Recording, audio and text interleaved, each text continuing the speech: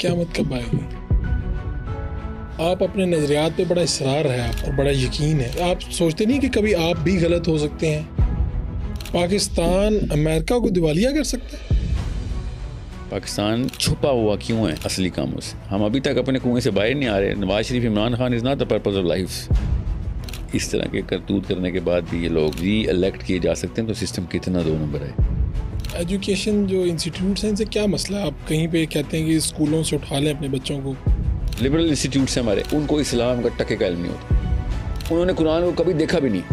यहाँ तक कि मैं आपको बता नहीं सकता हूँ, लिबरल घरानों के अंदर कुरान पाक को रेडिएशन वाली किताब समझा हुआ है कि ये तो सिर्फ मौलवी साहब ने पढ़ करनी होती। मैं मदरसे का स्टूडेंट थोड़ी हूँ जो कुरान खोलूँगा। ये जो पहले लड़की थी बाद में लड़का बन गया, देखिए वो इंटरसेक्स नहीं है। किसी और को शौक होता है जो उसको कन्विंस करता है बचपन में, और वो उसके शौक पूरे कर रहा होता है। ये बचपन का मसला है। बिस्मिल्लाहिर्रहमानिर्रहीम जी, फारूक शो में खुश आमदीद। आज जो मेरे मेहमान हैं, मैंने जब इनकी वीडियोस देखी और जब ये मेरे पास तशरीफ़ लाए तो तारुफ तो बहुत से लिखे हुए हैं, साइकोलॉजिस्ट भी हैं, लेकिन मैं तो समझता हूँ स्पीकर हैं, और एक ऐसे स्पीकर जो लोगों के ख़यालात बदल सकते हैं, जो लोगों की ज़िंदगियाँ बदलने में किरदार अदा कर रहे हैं। मैंने कुछ इनकी वीडियोस देखी हैं। साहिल अदीम साहब मेरे पास मौजूद है। ज़िंदगी, इस्लाम और मुख्तलिफ़ मौज़ूआत के ऊपर इनका जो टेक है वो बड़ा मुख्तलिफ है और बड़ा दिलचस्प है। मैं चाहूँगा कि आज इनसे हम बात करें और कुछ जो सवालात हमारे हैं, आपके हैं, वो हम इनके सामने रखें। साहिल साहब, आपका बहुत शुक्रिया, आप तशरीफ़ लाए जनाब। सर बहुत शुक्रिया, अस्सलाम वालेकुम, मुझे बुलाने का बहुत शुक्रिया सर। सर आपको आसानी दे। तो वहीं से हम आगाज़ करते हैं कि आखिर साहिल अदीम है कौन? नहीं सर, और आप क्या समझते हैं अपने आप को? मेरा ख्याल है कि मैं एक आम सी रिप्रेजेंटेशन हूँ जो कि याद दहानी के लिए, हर इंसान दुनिया में एक दूसरे को याद दहानी के लिए आया हुआ है कि असली मकसद क्या है। और तो कोई मकसद नहीं है दुनिया में किसी भी इंसान की, इसके अलावा कोई एब्सोल्यूट मकसद है भी नहीं। वाहिद ऐसा कॉमन फरीज़ा है जो कि माँ बाप से हमें शुरू किया जाता है। अल्लाह ताला ने जब बच्चे एक घराने के अंदर पैदा करते हैं तो माँ बाप को और क्या काम होता है कि उसको जल्द अज जल्द एक ऐसे मकसद पे या ऐसी नहज पे डाल दिया जाए कि जिसमें वो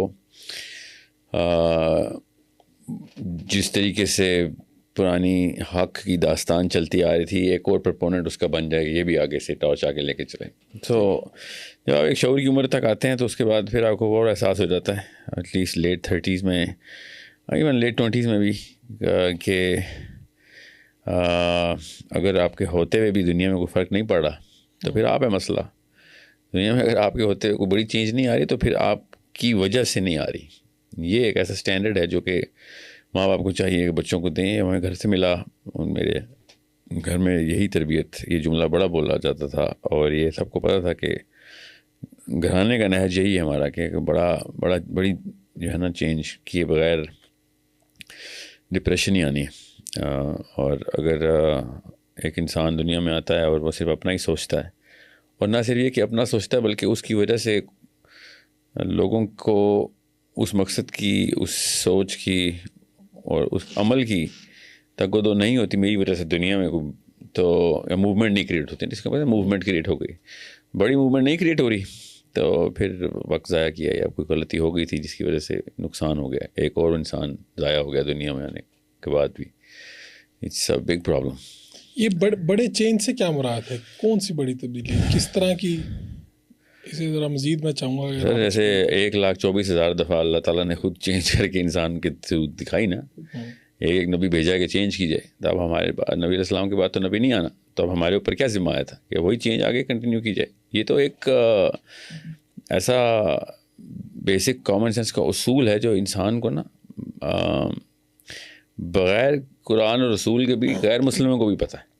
मैं मिला हूँ, मैं पला पड़ा हूँ उन लोगों के साथ जो कि एक जुमला ऐसे बोलते थे कि the world should be a better place because of me, या फिर जिस दुनिया में मैं आया था और जब जिस दुनिया को मैंने छोड़ा है उसमें विजिबल डिफरेंस हो। एंड मैं ये सोच रहा था ये तो फितरत की बात है, फिर इन्होंने तो दीन का लफ्ज़ नहीं पढ़ना बल्कि दीन के ख़िलाफ़ भी शायद काम करते हों। और लिबरल सेकुलर की बात नहीं मैं कर रहा हूँ, खाली इवन एथिस्ट्स की भी बात भी कर रहा हूँ मैं। तो हमें तो 1.25 लाख दफ़ा रिमाइंडर आ चुका है कि पूरी ज़िंदगी कैसे गुजारी गई है, उसके अलावा कोई और तरीका होता ज़िंदगी गुजारने का तो नबियों ने फिर नाउज़ बिल्लाह ख़यानत किया, हमें पूरा का पूरा हक़ नहीं दिया। हमें पूरा हक़ अगर उन्होंने दिया है तो अब इसके अलावा कोई और तरीका नहीं है ज़िंदगी गुजारने का। یہ بڑا سمپل سا اصول ہے. آپ کے تو جو فارمولا ہے اس کے اوپر تو 24 کروڑ سے زائد لوگ تو پھر اس کے اوپر پورے نہیں اترتے, شاید چند 100 لوگ پورا اترتے ہوں. اور اس میتھمیٹکس کو اللہ نے حضرت آدم علیہ السلام کو نبی علیہ السلام کی حدیث میں بتایا نا کہ اپنی دائیں طرف دیکھ تو ایک بندہ, بائیں طرف دیکھا انہوں نے تو 999 بندے. تو حضرت آدم نے کہا یا اللہ یہ دائیں طرف والے کون ہیں؟ تو اللہ نے کہا یہ وہ ہیں جو کہ مقصد کو پا گئے, اور بائیں طرف وہ ہیں جو کہ ہلاک ہو گئے, اکارت رہ گئی سب کچھ, یہ دوزخ میں چلے گئے. تو 1000 میں سے ایک بندہ ہے جو کہ اس مقصد کو, اس ٹارچ کو لے کے چلے گا. تو ہمارا کام ہے اس ایک کو 1 لاکھ 10 لاکھ 20 لاکھ کرنا, کروڑوں میں کرنا. نبی اسلام نے اس لیے تو کہا مجھے امت کی کثرت پہ آخرت والے دن فخر ہوگا کہ یہ وہ لوگ تھے جنہوں نے اس دائیں طرف کے شرح کو بڑھایا. اور وہی اللہ تعالیٰ نے کہا آسمان میں دیکھیں گے کہ دائیں طرف اعمال گرے ہیں یا بائیں طرف گرے ہیں. تو یہ سب وہی ایک ہی پرزم کا فارمولا ہے, وہی کنیکٹ کرتا ہے. تو اس کے علاوہ میں نے آپ سے کہا نا, یہ میں بس سننے والوں کو آپ کو بتا دوں, اگر ہمیں کوئی نیا فارمولا مل جائے دنیا میں بھلائی بقا خیر کا, تو اس کا مطلب یہ ہوتا ہے کہ نبیوں سے وہ بھلائی, وہ نصیحت, وہ نیکی رہ گئی اور پورا حق نہیں پہنچا کے گئے. وہ مطلب اس دیٹ سمپل کہ ہمیں کوئی نیا فارمولا مل گیا ہے دنیا درست کرنے کا, جو کہ 1,24,000 نبی نہیں کر سکے. اور سوچیں ذرا سیاسی زندگی نبیوں کی, سوشل لائف نبیوں کی, پرسنل ڈومیسٹک اپ لفٹ نبیوں کی, انڈیویجول لائف نبیوں کی, کمیونیٹیو لائف نبیوں کی, کوئی شعبہ رہا, اکنامک ریفارمز نبیوں نے کی. سو ایسے ایسے انبیاء کا اللہ نے قرآن پاک میں ذکر کر کے وہ ایسپیکٹ بتایا ہوا ہے کہ ایک فرد جو ہے نا کسی بھی اور چنگل میں نہ آ جائے, کہ جس اینگل سے جائے گا فلاسفر مل جائے گا قرآن نے اس کو. آپ کہاں پہ پیدا ہوئے, تعلیم کہاں حاصل کیا؟ پیدا تو میں مری میں ہوا تھا. میں پاکستان نہیں پیدا ہوں. میں 2 سال کا تھا جب والد صاحب کو ضیاء الحق صاحب نے رکا لکھ دیا تھا کہ یا تو آپ کو ملک چھوڑنا ضروری ہو گیا. تو ایسا کیا کیا والد صاحب نے؟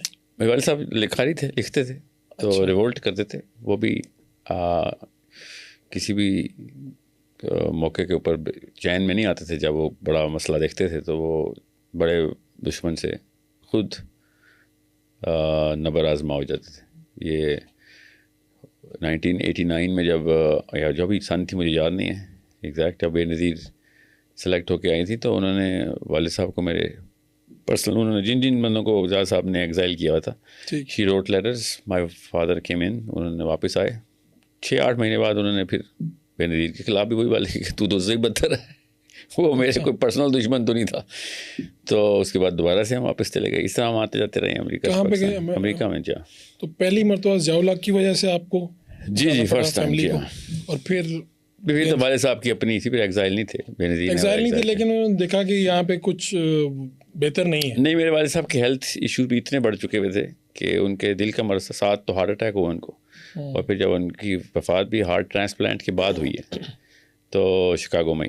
تو اس کے بعد بیچ میں آتے جاتے رہے, بہت دفعہ آئے ہیں. والد صاحب کا کریئر تو بیسکلی لکھنے میں ہی تھا, مگر ہمیں سمجھ آ گئی تھی کہ اتنی بڑی قربانی ایک بندہ دے رہا ہے, اپنی فیملی کو در بدر کر کے رکھا ہوا ہے. لٹرلی بدوؤں والی لائف تھی ہماری کہ کبھی بھی جانا ہے, آنا ہے, کسی ایک شہر میں سیٹل نہیں ہونا. ہمیں کبھی بھی ایسا موقع نہیں آیا کہ ہم کسی ایک جگہ, ابھی بھی خیر ایکچولی وہ یعنی امریکہ میں بھی یہ پرابلم رہا. جی ہر وقت الرٹ پہ تھے نا کہ کبھی جانا پڑے گا, ابھی جانا پڑے گا, حالات ٹھیک ہو جائیں گے. تو ہم تو ادھر تھوڑی ہیں, تو ہم تو جدھر کے ہیں ابھی, اسی لیے. یعنی یہ نہیں سوچا کہ یہیں پہ بس جائیں گے؟ نہیں, never. My father never even got the citizenship. حالانکہ اتنی آفر ہوتی تھی کہ آپ کو تو اسائلم لینا چاہیے. میرے والد صاحب نے کبھی بھی نہیں اس طرح کہ, نہ ہی ہمیں ترغیب دی کہ بھائی تم کسی ایک جگہ پہ مقید نہ ہو جانا. تو آپ کہاں پہ پھر پڑھے؟ وہیں پہ پڑھے؟ اسکولنگ میری وہاں مکس ہوئی. وہاں پہ جب بے نظیر آئی تھی تو ظاہر ہے میں تو بچہ ہی تھا اس وقت, تو واپس پھر آئے. پھر میرا اسکول ادھر ادھر ہوتا رہا ہے, پھر کالج بھی ادھر ادھر ہوتا رہا ہے. میں یونیورسٹی پھر کینیڈا, وہاں تو خیر اس وقت تک تو میں انڈیپینڈنٹلی پڑھائی کر رہا تھا, جاب بھی کر رہا تھا کینیڈا میں. جب والد صاحب کی 2001 میں وفات ہوئی ہے شکاگو میں, جب یہ سپٹمبر 11 کا واقعہ اس سال, تو 2001 میں, اس کے بعد 2006 میں پھر پاکستان پرماننٹلی آیا. پھر پرماننٹلی وہ بھی میں بھی نہیں آ سکا. پھر 2009 میں واپس چلا گیا تھا. پھر 2011-12 میں پھر ادھر اسلام آباد میں تب سے میں ادھر ہی ہوں. آتے جاتے رہتا ہوں اب تو بہت زیادہ, مگر اتنا لمبے دورانی کے لیے پاکستان پہلی دفعہ ہوں میں. تو کیا آپ کو لگتا ہے یہ جو سوسائٹی جہاں پہ اب اس وقت ہیں ہم, یہ بہتر ہے یا وہ سوسائٹی بہتر ہے؟ سوسائٹی کا دونوں کے پروز اینڈ کونز ہیں. آپ کا مقصد کیا ہے وہ بتائے گا کہ کہاں پہ سوسائٹی بہتر ہے. یہاں پہ میجورٹی اگر آپ کسی سے پوچھیں تو وہ کہیں گے ہم امریکہ میں رہنا چاہیں گے. نہیں, میں آپ کو آسان کر کے بتاتا ہوں, میں ایسے سوچتا ہی نہیں ہوں. یہ بتائیں اگر آپ ڈاکٹر ہوتے تو کون سے ملک میں جاتے؟ کسی علاقے میں جائیں. آپ کے علاقے میں کچھ ایسے لوگ ہیں جو بالکل صحت مند ہیں, کچھ ہیں تو بالکل بیمار ہیں, اور آپ ڈاکٹر ہیں, تو آپ کدھر جائیں گے؟ جہاں پہ بیمار ہیں اور جہاں پہ صحت مند ہیں. جی, تو میں اپنا رجحان دیکھوں گا نا, میں لوگوں کی اگر چاہتا ہوں کہ لوگوں کی, تبھی تو ڈاکٹر بنیں گے نا آپ. ہاں ٹھیک ہے, میں نے بنایا تھی نا ڈاکٹر کو, تو آپ کے لیے تو چاندی ہے کہ ہاں بیماروں میں جاؤں, جہاں پہ زیادہ ضرورت ہے آپ کی. ٹھیک ہے, سو میں نے آپ سے کہا نا مقصد کلیئر ہے, تو پھر آپ کو پھر وہ اپرچونیٹی لگتی ہے نا کہ یار یہاں پہ ایسے تو نہیں, چھوڑ کے تو نہیں بھاگنا. اچھا, جب مانگ رہے ہیں کہ اللہ ہمیں بڑا کام دے, اور جب کام آئے تو یہ تو ساری سوسائٹی تباہ ہے. بالکل صحیح کہا آپ نے, we are at the bottom pit right now, اس میں کوئی شک نہیں ہے. مگر کیا جا کے صحیح چیزوں کو اور درست کریں یا پھر غلط چیز کو صحیح کریں؟ تو آپ سمجھتے ہیں کہ بیسیکلی اگر کوئی مقصد ہے, خدا نے آپ کو یہاں پر پاکستان بھیجا تو سوسائٹی کو ٹھیک کرنے کے لیے, ہر انسان کو, جی ہاں ہر انسان کو. ہمیں بلکہ پاکستان سے تو شروع کریں تو ٹریننگ کیمپ ہوتا ہے نا, جہاں پیدا ہوتے ہیں وہ آپ کے ٹریننگ کیمپس ہوتے ہیں. جدھر جدھر آپ کو لے کے جا رہے ہیں اللہ تعالیٰ, اللہ عز و جل نے ایک پراپر میکینزم سے ٹرین کر رہے ہوتے ہیں آپ کو. اور اس کے بعد جب آپ کو پتہ ہوتا ہے کہ اب اتنی کیپیبلٹی آ گئی ہے کہ اب کچھ کیا جائے, تو پھر دیری نہیں کرنی چاہیے, کیونکہ کچھ پتہ نہیں کب جو ہے پرواز کا وقت آ جائے. تو آپ کب سے یہاں پہ تو اتنی دیر سے کام کر رہے ہیں, کتنا سمجھتے ہیں کہ یہاں پہ کامیابی آپ کو ملی یونیورسٹیز میں جاتے ہیں؟ کامیابی کا تو پرپز وہ جو کہ انسان بنائے اور وہ اس کی عمر میں پورا ہو جائے نا, تو بدقسمتی ہے, ایسا پرپز ہی چھوٹا ہے. جی جی, تو اسلام میں تو کچھ ہمیں تو آخری دن تک کی حدیثیں پتہ ہیں, تو آخری دن تک کام نہیں رکنا مسلمان کا. سو یہ تو وقت آئے گا ہی نہیں کبھی کہ او ہم نے یہ ٹھیک کر دیا, یہ تو آنا بھی نہیں. ایکچولی بد سے بدتر کا وقت آنا ہے اب تو. سو مطلب سچویشن کلیئر ہونی چاہیے پہلے سے کہ اچھا گیم ہے کیا. گیم یہی ہے کہ اب آپ آگے سے اگلا زمانہ اور سے اور برا آتا ہو رہے گا. سو آپ نے یہ تو کبھی بھی نہیں سوچنا کہ آپ کے ہوتے ہوئے یا دنیا جو ہے وہ عیسیٰ علیہ السلام کے علاوہ اس وقت دنیا پوری کی پوری ٹھیک نہیں ہونی. سو آپ کا کتنے پرسنٹ کیا حصہ ہے اور کتنی زیادہ آپ ببل کریٹ کر سکتے ہیں جس میں لوگ نوح کی کشتی بنا رہے ہیں, جیسے ہر انسان اپنی اپنی کشتی بنا رہا ہے, جتنے بندے بھرے جا سکتے ہیں بھرے جائیں. اور ایک تو یہ کہ بندے, دوسرا وہ ڈائریکشن ٹھیک رکھی جائے کشتی کی, کہ وہ واقعی میں اسی منزل کی طرف جا رہی ہو کہ جس میں جب امام مہدی آئیں تو کہیں کام آدھا کر گیا تھا کوئی بندہ, باقی کام میں کر لیتا ہوں. یہ میں آپ کی ویڈیوز دیکھتا ہوں تو یا تو یوٹیوبرز کا یہ آپ کے متعلق کوئی رجحان ہے, یا آپ ان میں زیادہ باتیں کرتے ہوں گے, یا یاجوج ماجوج قیامت کب آئے گی, زیادہ اس طرف یوتھ میں فیشن ہے اس طرح کی باتیں کرنے کا. تو کیا مطلب, میں وہی سمجھنا چاہ رہا ہوں کہ اس کا مقصد کیا, آپ لوگوں کو بتانا چاہتے ہیں کہ زندگی کا کہیں پہ اینڈ ہوگا, ایسی ہوگی, آپ کو کیا کرنا چاہیے, یعنی اس سے کیا؟ ایسے نہیں, اچھا سوال ہے, بہت اچھا سوال ہے. جب آپ کو آج میں یہ بتاؤں نا کہ 5 سال بعد لاہور میں ایک خاص ایک ٹیکنالوجی آنے والی ہے, ٹھیک ہے, اور اس کے بعد یہ چینجز ہوں گی, اور فرد کے اوپر یہ مسئلہ ہو جائے گا اور جماعت گروہ کے اوپر یہ اثرات ہوں گے, تو آپ کے ذہن میں ابھی سے اس کی ریورس انجینئرڈ سوچ بن جائے گی. یا تو اچھی ہوگی تو آپ اس کے لیے تیاری شروع کر دیں گے, بری ہوگی تو اس کے بچاؤ کے انتظامات شروع کر دیں گے. یہ مقصد تھا اسکیٹالوجی کا. اینڈ آف ٹائم کی حدیث اس لیے بتائی جا رہی تھی کہ یار تم دیکھو کہ کون سا بیج ابھی بو رہے ہو کہ جس کے بعد حالات ہی ہونے, اس میں نہ حصے داری پڑ جائے, یا پھر کون سی ایسی چیز ہے جس کا علاج ابھی سے نکال سکتے ہو, ٹھیک ہے, جو کہ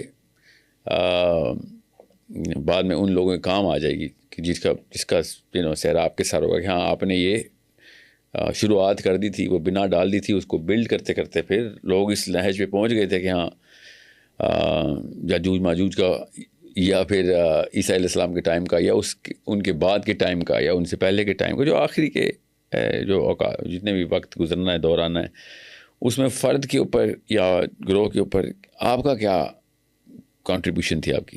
یہ ایسا خبر دینے کا ورنہ کیا فائدہ تھا, تو اس دور کے لوگوں کی خبر تھی جس دور کو بتایا گیا. ہمیں کیوں بتایا گیا, ہمیں کیا 1400 سال پہلے کے صحابہ کو بتایا گیا. سو صاف سمجھ آ گئی تھی کہ اب آپ کو فیوچر کی پریڈکشن کر دی گئی ہے, اس کو پروفیسی بولتے ہیں. آپ دیکھو کہ اس کے بارے میں تمہاری ڈاکٹری انجینئرنگ کیا ہے تمہاری, واٹ کین یو ڈو. تیاری نہیں, آپ تیاری ہاں چلیں یہ لفظ بھی بہتر ہے. تیاری یہ کہ آپ نے بچاؤ کیا ہے یا پھر آپ نے اس کے اندر کوئی ایسا کام کیا ہے جو ڈیلے ہو جائے یا اس کی تاثیر ختم ہو جائے جو برائی ہونی ہے اس کے بعد. تو آپ یہ یاد کروا رہے ہیں یوتھ کو؟ نہیں, میں یہ سمجھا رہا ہوں کہ اس کو دیکھنا کیسے. جی ہاں. تو آپ یہ شروع سے ہی ایسے تھے, یعنی ان چیزوں پہ آپ کا یقین تھا کہ میں ایسے کروں گا اور یہ بڑے کام, ہمیں تو لگتا ہے کہ آپ بڑے کام کر رہے ہیں, تو یا پھر کوئی موڑ آیا زندگی میں ایسے کہ جب آپ کہہ رہے ہیں کہ والد صاحب یہاں سے گئے؟ نہیں, میں 13-14 سال کا تھا, میں بک ریڈنگ کلب میں تھا, تو میرے ایک استاد نے مجھے کہا تھا کہ تمہارے جو نیچرل انہوں نے یہ کہا کہ آپ ایسے جگہ سے پہلے سٹارٹ کریں کہ جہاں پہ آپ کی بات سب سے تیزی سے اثر کرتی ہو. ٹھیک ہے.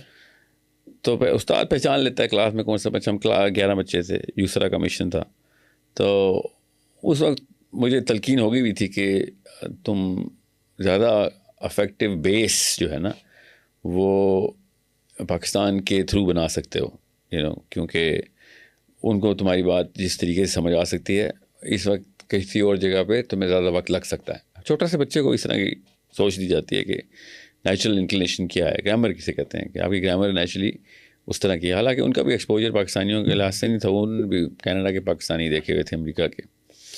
تو میرے ذہن میں ایک تھا شروع سے ہی کہ پھر ایسے اسکالرس کے, سائنس کے اور اسلام دونوں کے اسکالرس کی انٹرفیس میرا بڑا کلیئر تھا کہ یہ تو بڑے کام کر گئے ہیں. مولانا مودودی کو میں نے ارلی آن پکڑ لیا ہوا تھا, سید قطب میں پڑھ رہا تھا, Maulana Muhammad Shafi one of my most favourite people, یہ تقی عثمانی صاحب کے جو والد صاحب ہیں, very deep thinker.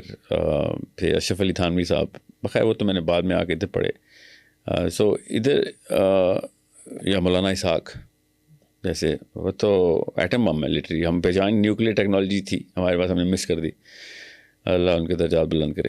So when you know کہ اس گرامر کے اندر اس طرح کے اتنا پلوٹونیم تھا, اتنا پوٹینشیل تھا, تو آئی تھاٹ کہ امید نہیں توڑ سکتا انسان. ورنہ میں باہر میں جو بھی اوورسیز پاکستانی ہیں وہ پاکستان کو اس طرح نہیں دیکھتے جس طرح پاکستان میں رہ کے ہم دیکھتے ہیں.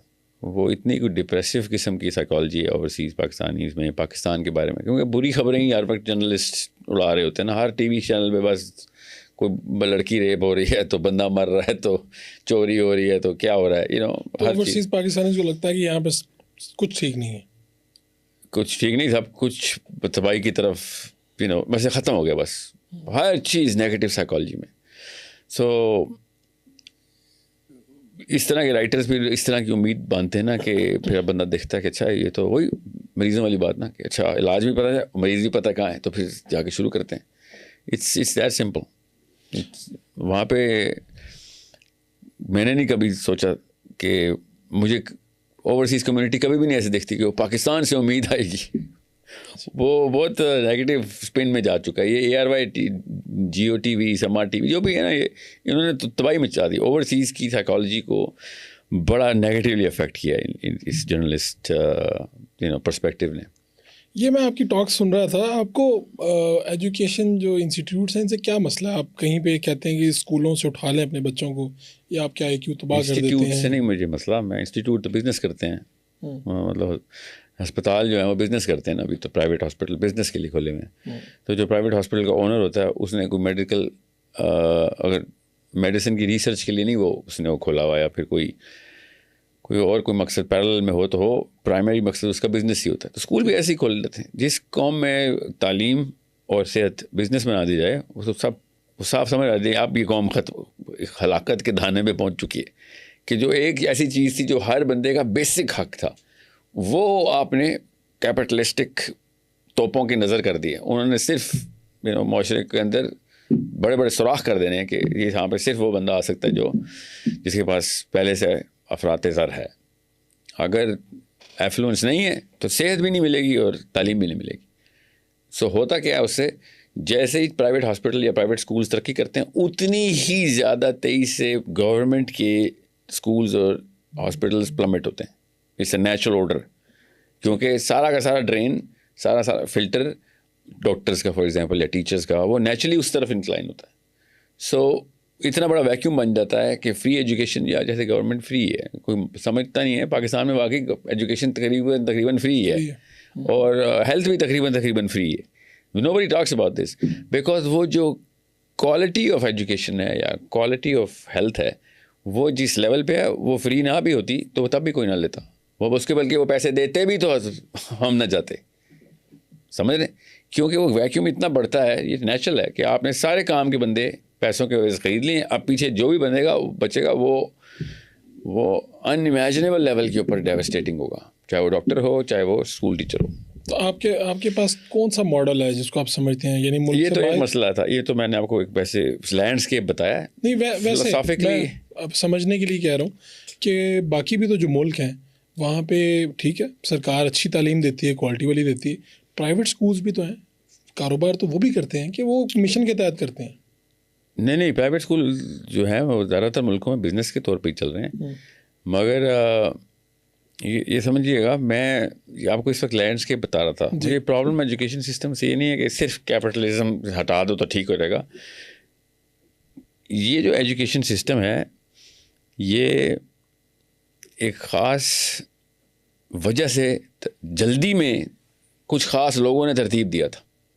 میں ریپیٹ کرتا ہوں, ایک خاص واقعہ ہو گیا تھا, کچھ لوگوں نے اس وجہ کو پرپز کو اچیو کرنے کے لیے جلدی ایک میکینزم بنایا تھا. نہ وہ ایجوکیشنسٹ تھے نہ وہ سائیکالوجسٹ تھے, اس وقت نہ سائیکالوجی اتنی ترقی کی ہوئی تھی نہ نیورولوجی اتنی ترقی کی ہوئی تھی کہ سمجھ سکتے بچے کو کہ یہ مشین ہے کیا. ان کو بڑا آسان تھا کہ بھائی ہمیں اس وقت ایک خاص مقصد اچیو کرنا ہے, ہمیں انڈسٹری ایک دم بوم کرے گی, ہمیں مزدور چاہیے, ہمارے پاس لیبر فورس ہے ہی کوئی نہیں, اور ہے تو وہ اس لیول کے اوپر نہیں ہے کہ وہ پڑھ لکھ سکتے ہیں اور they are pretty illiterate and very less than effective. تو ان کو جلدی اسکول میں ڈال کے جلدی سے ان کو فیکٹریوں میں انسٹال کرو. So industry gave birth to this education system. جب اس کی ماں انڈسٹری ہو تو اس نے ایسے ہی بچہ پیدا کرنا ہے جیسے انہوں نے کیا ہوا ہے, which is the biggest problem. اگر ایجوکیشنسٹ اور سائیکالوجسٹ اور اسی معاملے کے ماہرین آتے, اس معاملے کا مطلب ہے کہ بیسٹ کے سینیریو سائیکالوجسٹ ہوتے, نہیں تو ایٹ لیسٹ سوشیولوجسٹ ہوتے کہ بھائی معاشرے میں کون سے پیرامیٹرز جو ہیں جہاں پہ ہمیں اسپیشلسٹ چاہیے ہوتے ہیں ادھر ہم بچہ تیار کریں اور اس طریقے کا ڈیولپمنٹل پروسیس سائیکل رن کریں. مگر نہیں, ایسا نہیں ہوا. اب وہ جس طرح وہ پولٹری فارم میں بچے نہیں بیچ وائز ہوتے, مرغیاں 10 دسمبر کی انڈے ہیچ ہوئے تھے, یہ 12 دسمبر کو یہ ہے, 13 دسمبر, بالکل اسی طریقے سے اسکول میں بھی 1999 پیدا ہوا بچہ اس بیچ میں اس ڈبے میں رکھا ہوا ہے, 2000 میں اس میں رکھا ہوا ہے. یہ کوئی تو طریقہ ہی نہیں ہے. بچے اس طریقے سے تو انسان کا دماغ جو ہے نا وہ بائیفرکیٹ کیا ہی نہیں جا سکتا, نہ ہی اس کا لیول آف ڈیولپمنٹ. دوسرا, انسان کا دماغ خود بتاتا ہے اس کو ایجوکیشن سسٹم کون سا چاہیے. اب ہمارے پاس ہے یہ مشینیں, ٹھیک ہے, آپ تو اسپیکٹ امیجنگ یہ تک بتا دیتی ہے کہ کون سی جگہ پہ کون سے نیورونس فائر ہونے بند ہو گئے ہیں, ٹھیک ہے, کہاں پہ گیپ آ گیا اور کس طریقے سے پلاسٹیسٹی بڑھانی ہے نیورونس کی, یہ بھی پتہ ہے ہمیں. سو انسان کا دماغ خود بچپن سے تیسرے چوتھے پانچویں چھٹے ساتویں آٹھویں 11ویں سال تک 8-9 بڑی کلیئر امیجنگ دیتا ہے کہ اس وقت کون سا سبجیکٹ پڑھایا جائے اور کس طریقے سے پڑھایا جائے. جب ایجوکیشن سسٹم اللہ نے اندر بنا کے دیا ہوا ہے تو اس کے علاوہ کوئی اور ایجوکیشن سسٹم ڈالیں گے تو وہ وہی بنے گا پھر جو ہو رہا ہے ہمارے ساتھ. تو ہم کیا کریں, جو میجورٹی آپ کو سن رہی ہے, آپ بتا تو رہے ہیں سر, آپ کیا کریں؟ یہ میں نے اس کے اوپر ایک پروگرام بڑا تفصیلی کیا ہوا ہے اور اب تو میں انشاءاللہ ایک اپلیکیشن ریلیز کرنے والا ہوں جو کہ صرف پیرنٹنگ کی, جو کہ ہو چکی ہے ساری. 120 گھنٹے کی ٹریننگ ہے ماں باپ کے لیے کہ بچے کو دیکھنا کیسے ہے. 120 آورز آف ایوری اسٹیج, وہ ہے بھی ایج وائز ہی, اس میں اور بھی بڑا کچھ ہے, مگر سب سے پرائمری اس کا جو بیک بون ہے نا وہ بچے کی سائیکولوجیکل گروتھ ہے.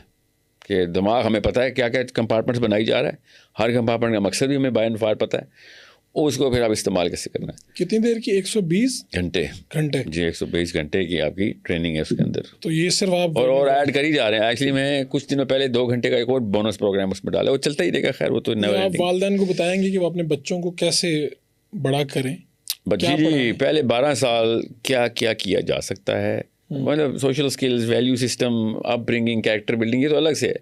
میں آپ کو خالی ان میں سے ایک چیز بتا رہا ہوں کہ جو بیک بون ہے اس پروگرام کی, کہ ایک پیرنٹ, ماں اور باپ, اسپیشلی ماں, ایک بچے کے ساتھ کیا کیا کام اس نے مسٹ کرنے اور کیا کام کبھی بھی نہیں کرنے گناہ ہیں, ٹھیک ہے. تو اس سے اس کا برین ہارڈ ویئر ہی چھوٹا رہ جائے گا نا. اب ہارڈ ویئر ہی چھوٹا ہوگا تو جتنا مرضی سافٹ ویئر بڑھا دیں.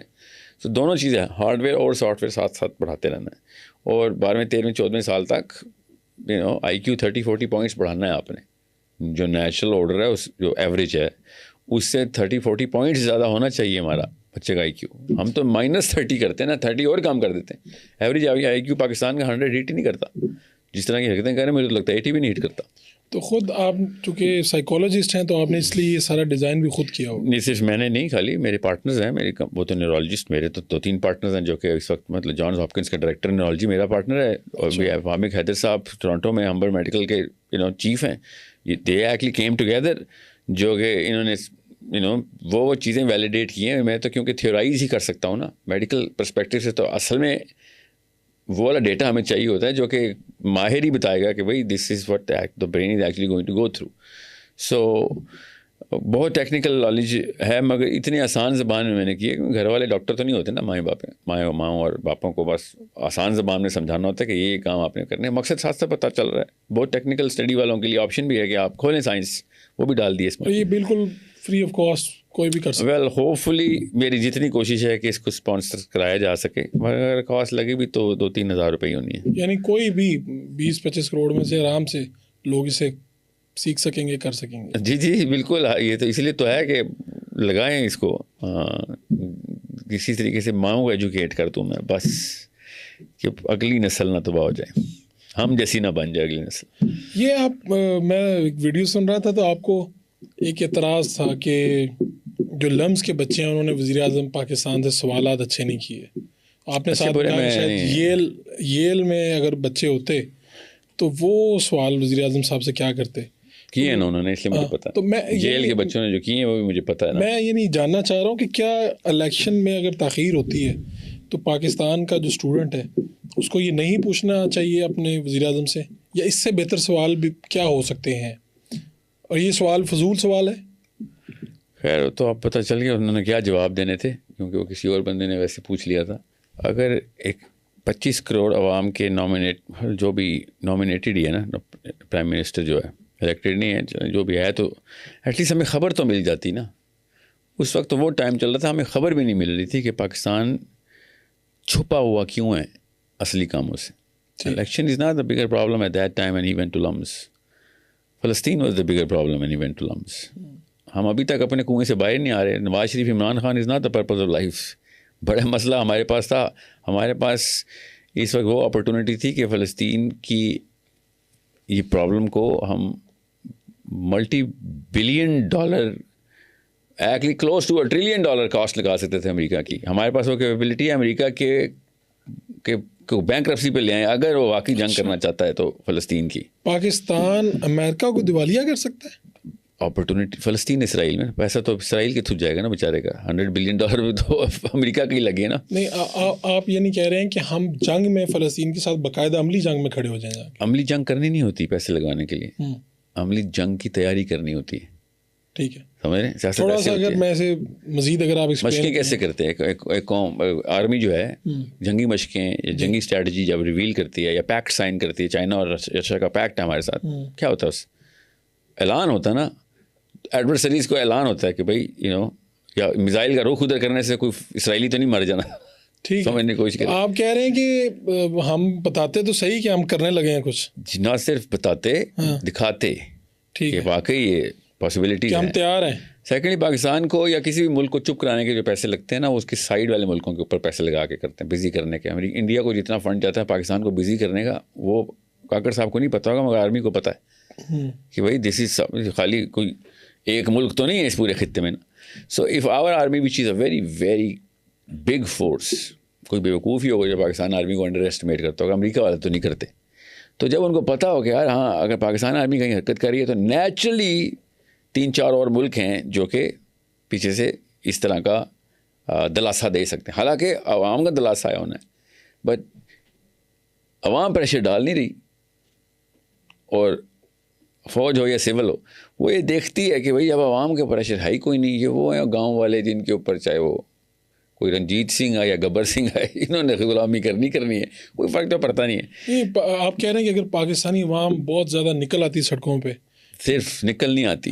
مجھے جو ابھی آپ لمس کی بات کر رہے تھے، میں تو خیر اس طرح کی تو آگے کوئی اور بات ہے. آپ نے کہا کہ بڑا سوال یہ تھا، سب مین سوال یہ تھا کہ روک کیا رہا ہے. ایک سوال ہی تھا اس وقت جب فلسطین کہ رہی پاکستان روک کیا چیز روک رہی ہے آپ کو یہ کرنے سے. جی فلسطین میں ڈائریکٹ انٹروینشن سے پاکستان کو کیا چیز روک رہی ہے؟ مجھے پتا ہے اس کا آنسر کیا ہے، ہم سب کو پتا ہے کہ یار ہماری اکنامک سچویشن ایسی نہیں ہے، ہمارے ہاتھ بندھے ہوئے ہیں، پیروں میں بیڑیاں لگی ہوئی ہیں، فیوچر سینکشنز سو آن سو فورتھ.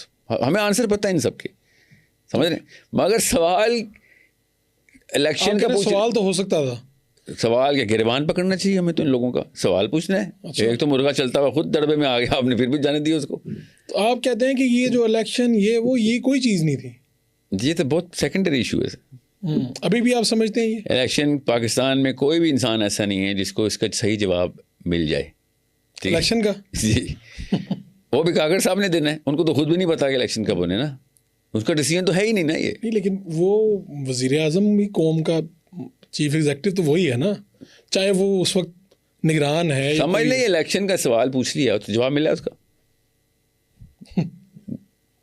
جواب کچھ نہ کچھ تو دیے ہی ہے نا. وہی نا جو اصلی سوال ہے اس کا جواب نہ دینے کے پیچھے بھی ہمیں جواب مل جاتا نا کہ فلسطین کے پیچھے آپ کی اسٹریٹجی کیا ہے، ہمیں بتائیں. چپ کیوں ہے عوام اس وقت پوری طریقے سے فورس لگا رہی ہے. But LUMS was not even worried نا. لمز کا جو ڈیموگرافک کٹ ہے نا، جو اسٹاٹا بولتے ہیں، جس اسٹاٹا میں لمز ہے ان کا یہ پرابلم، ان کو فلسطین بتاؤ، ان کو تو پتہ بھی نہیں ہونا فلسطین کا دارالخلافہ کیا ہے. دے ڈونٹ ایون نو وہ ایگزسٹ بھی کرتا ہے کہ نہیں. سمجھ لیں ایگزسٹ بھی کرتا ہے تو وہ اینجلینا جولی کی طرح بچے اڈاپٹ کرنے کا سوچ رہے ہوں گے ان کے گھر والے. See, the real problem of Palestine is a religious problem. جب تک ہم اس کو قرآن پاک کے اور توریت کے کلیش کی طرح نہیں دیکھیں گے، سمجھ رہے ہیں. اچھا آپ اسے ایک مذہبی معاملہ سمجھتے ہیں؟ میں جی، اور میں اور بینجامن نیتن یاہو دونوں، جی ہم دونوں، جی ہاں. اور اس کے علاوہ ہمارے ہاں تو یہاں سے آواز اٹھتی ہے یہ انسانی المیہ ہے. ہمارے یہاں کہاں سے ہے یہ؟ کون سے ہمارے یہاں ہے؟ ہمارے یہاں سے دفتر خارجہ سے ادھر سے جب بیانات جاری ہوتے ہیں یہی ہوتے ہیں نا. وہ پھر وہ ہمارے ہاں سے ایسے لوگ ان لوگوں کو سلیکٹ کرتے ہیں، وہ اصلی ہمارے ہاں ہیں. جن لوگوں کو اسلام کا کچھ نہیں پتا وہ ان کو سلیکٹ کر لیتے ہیں، وہ ایسے ایوانوں میں بیٹھ کے پھر کہتے ہیں تو ہیومینیٹیرین ایشو ہے. ویسے آپ نے تو یہ کمال تجویز دی. میں تو چاہوں گا کہ آپ یہ ریٹن میں لکھ دیتے آرمی چیف کو کہ یہ اس وقت ہمیں کوئی چیز کیوں روک رہی ہے، کون روک رہا ہے ہمیں، اور آپ کی آواز سنی بھی جاتی ہے. بائی دا وے ہو سکتا ہے کہ یہ کہیں پہ میرا نہیں خیال ابھی کچھ سال لگیں گے، واللہ العالم، اللہ کو پتہ ہوتا ہے. میری آواز ابھی نہیں سنی جاتی. میری تو آواز لڑکوں تک نہیں پہنچ رہی جو یونیورسٹی کے ہیں. آپ سمجھ رہے ہیں کہ میں یہ مطلب ہے کہ نہیں میرا محاورہ سمجھنے کی کوشش کریں. سننے کا مطلب یہ ہوتا ہے کہ people are not going to take somebody seriously unless that somebody، Urdu میں بتاتا ہوں، میری پوزیشن پہ یا میری پوزیشن پہ جتنے بھی لوگ ہیں ان لوگوں کو سیریس نہ لینے کے پیچھے جو نفسیات ہے میں اس کو سمجھتا ہوں. وہ کیا نفسیات؟ کیونکہ دیکھیں جس طرح کے ٹیگز لگانے ضروری ہوتے ہیں نا ایک عام عوام میں کوئی ایسا ڈیروگیٹری لفظ نہیں یوز نہیں کر رہا کہ جاہل عوام ہے، مگر لٹریسی کتنی 18% ہوگی ہماری. تو زیادہ تر لوگ تو پڑھے لکھے بھی نہیں ہیں، زیادہ تر لوگوں کو تو اردو بھی نہیں سمجھ آتی پاکستان میں. تو یہ حالات ہیں. تو مجھ جیسے بندے کو یونیورسٹی کا یا یوتھ لڑکا لڑکی یا 30s میں اس وقت جو ہے نا وہ ایٹ لیسٹ سن رہا ہے، وہ 50s میں جا کے 40% پاور اور پکڑے گا. میں زیادہ بتا رہا ہوں، اس سے کم ہی پکڑے گا. مجھے پتا ہے جس ڈیموگرافک نے پاور پکڑنی ہے وہ اس کی probability to listen to a person like me ذرا کم ہوتی. جن لوگوں کی زبان، جن لوگوں کو تڑپ ہے اور اللہ رسول کا پتہ ہے، جن لوگوں کو یہ فلسفہ بھی سمجھ آ رہا ہے، وہ جب میری بات سنتے ہیں اس ڈیموگرافک کی probability to do something in the future بڑی کم ہے. ٹھیک ہے. جن لوگوں کی پرابیبلٹی زیادہ ہے ان کو شروع سے ہی دین کا اور اس طرح کا فلسفہ دیا ہی نہیں جاتا. وہ واقعی فلسطین کو ہیومینیٹیرین پرابلم ہی سمجھیں گے. وہ اور چلی کا صدر، وہ اور موناکو کے شہری، میں سمجھ سکتا ہوں موناکو کے شہری ہیومینیٹیرین پرابلم سمجھے اور اسلام آباد کا سمجھے. اور یہ ایک برابر ہو جائیں تو پھر مجھ جیسے بندے کو تشویش ہوتی ہے کہ یہ کیسے ہوا. ادھر تو مجھے نہیں پتا کہ کیا مسئلہ ہے, ادھر کیا مسئلہ ہے. مطلب نام بھی تمہارے محمد, علی, عمر, ابو بکر, اور تمہارے کام پیٹر اور فرینک والے جو کہ مانوکو میں رہ رہے ہیں, پیسے بھی ان کے پاس بلینئر, تم غریب. مطلب یہ مجھے سمجھ نہیں آ رہی کہ غریب بھی, دیسی بھی, مسلمان بھی, اور فلسفہ اتنا گورا. یہ امتزاج پہلی دفعہ ہے. ایک رائے یہ بھی آتی ہے کہ اس وقت تو آپ کے اپنے حالات ٹھیک نہیں ہیں, آپ وہاں پہ کیا کر لیں گے؟ آپ کے تو چاروں طرف کیا بنا ہوا ہے, ماحول کیا بنا ہوا ہے؟ بالکل ہمارے حالات بہتر ہیں یا حماس کے؟ ہمارے بہتر ہیں ان سے. تو وہ بغیر حالات کے لڑ پڑے ہیں دنیا کی سب سے بڑی طاقت سے, بغیر کسی حالت کے اور حالات کے. اور ہم یہاں پہ بیٹھے ہوئے کہ ہمارے حالات کا سوچیں ذرا کیا بات کر رہے ہو. نہیں ہمارے, آپ کہہ رہے ہیں, آپ نے تو اس کو اب کمپیریزن میں ڈال دیا نا. کمپیریزن ہے نا, کیونکہ دیکھیں آپ کے بالکل ساتھ والے گھر میں آگ لگ جائے, آپ کبھی بھی نہیں کہیں گے یار میرے تو اپنے حالات ٹھیک نہیں, میں کیا کروں. آپ نے اپنے اندر سے آپ کو چھوڑیں کسی اور, آپ کے گھر میں آگ لگ جائے اور ہم سایہ یہ بہانہ کرے کہ سر میں آپ کو کیسے بچاتا, میرے اپنے حالات ٹھیک نہیں, تو آپ کے اندر سے پتہ کیا آواز آنی تھی کہ تیرے حالات نہیں, تیرا فلسفہ غلط ہے. تو اس ٹھیک ہے, آپ کی جو اسی کے مطابق ہی, تو پہلے ہمیں کشمیر کو نہیں سیٹل کر لینا چاہیے, پہلے وہ لے لینا چاہیے. کوئی آرڈر تو ہے نہیں, یہی تو میں جاننا چاہ رہا ہوں. ہاں تو اس وقت تو ہے نہیں, آسان نہیں. آرڈر کا مطلب ہے کوئی linear order. Okay, linear order نہیں ہے کہ جی پہلے یہ نہ کیا تو کشمیر نہ کیا تو فلسطین کی کوالیفیکیشن نہیں ہے. لیکن سب سے بڑا مسئلہ, سب سے پہلے سوال کرتے ہیں, سب سے بڑا مسئلہ کشمیر نہیں ہے, سب سے بڑا مسئلہ اسرائیل ہے. دیکھیں میں اسی لیے نا اینڈ آف ٹائم کی حدیث کے اوپر اتنا فوکس. جی جی, major problem in the future اس خطے سے, اس فلسفے کی وجہ سے آنے. اور زائنسٹ فلسفی نہیں ہے وہ, by the way classical Jewish فلسفی ہے.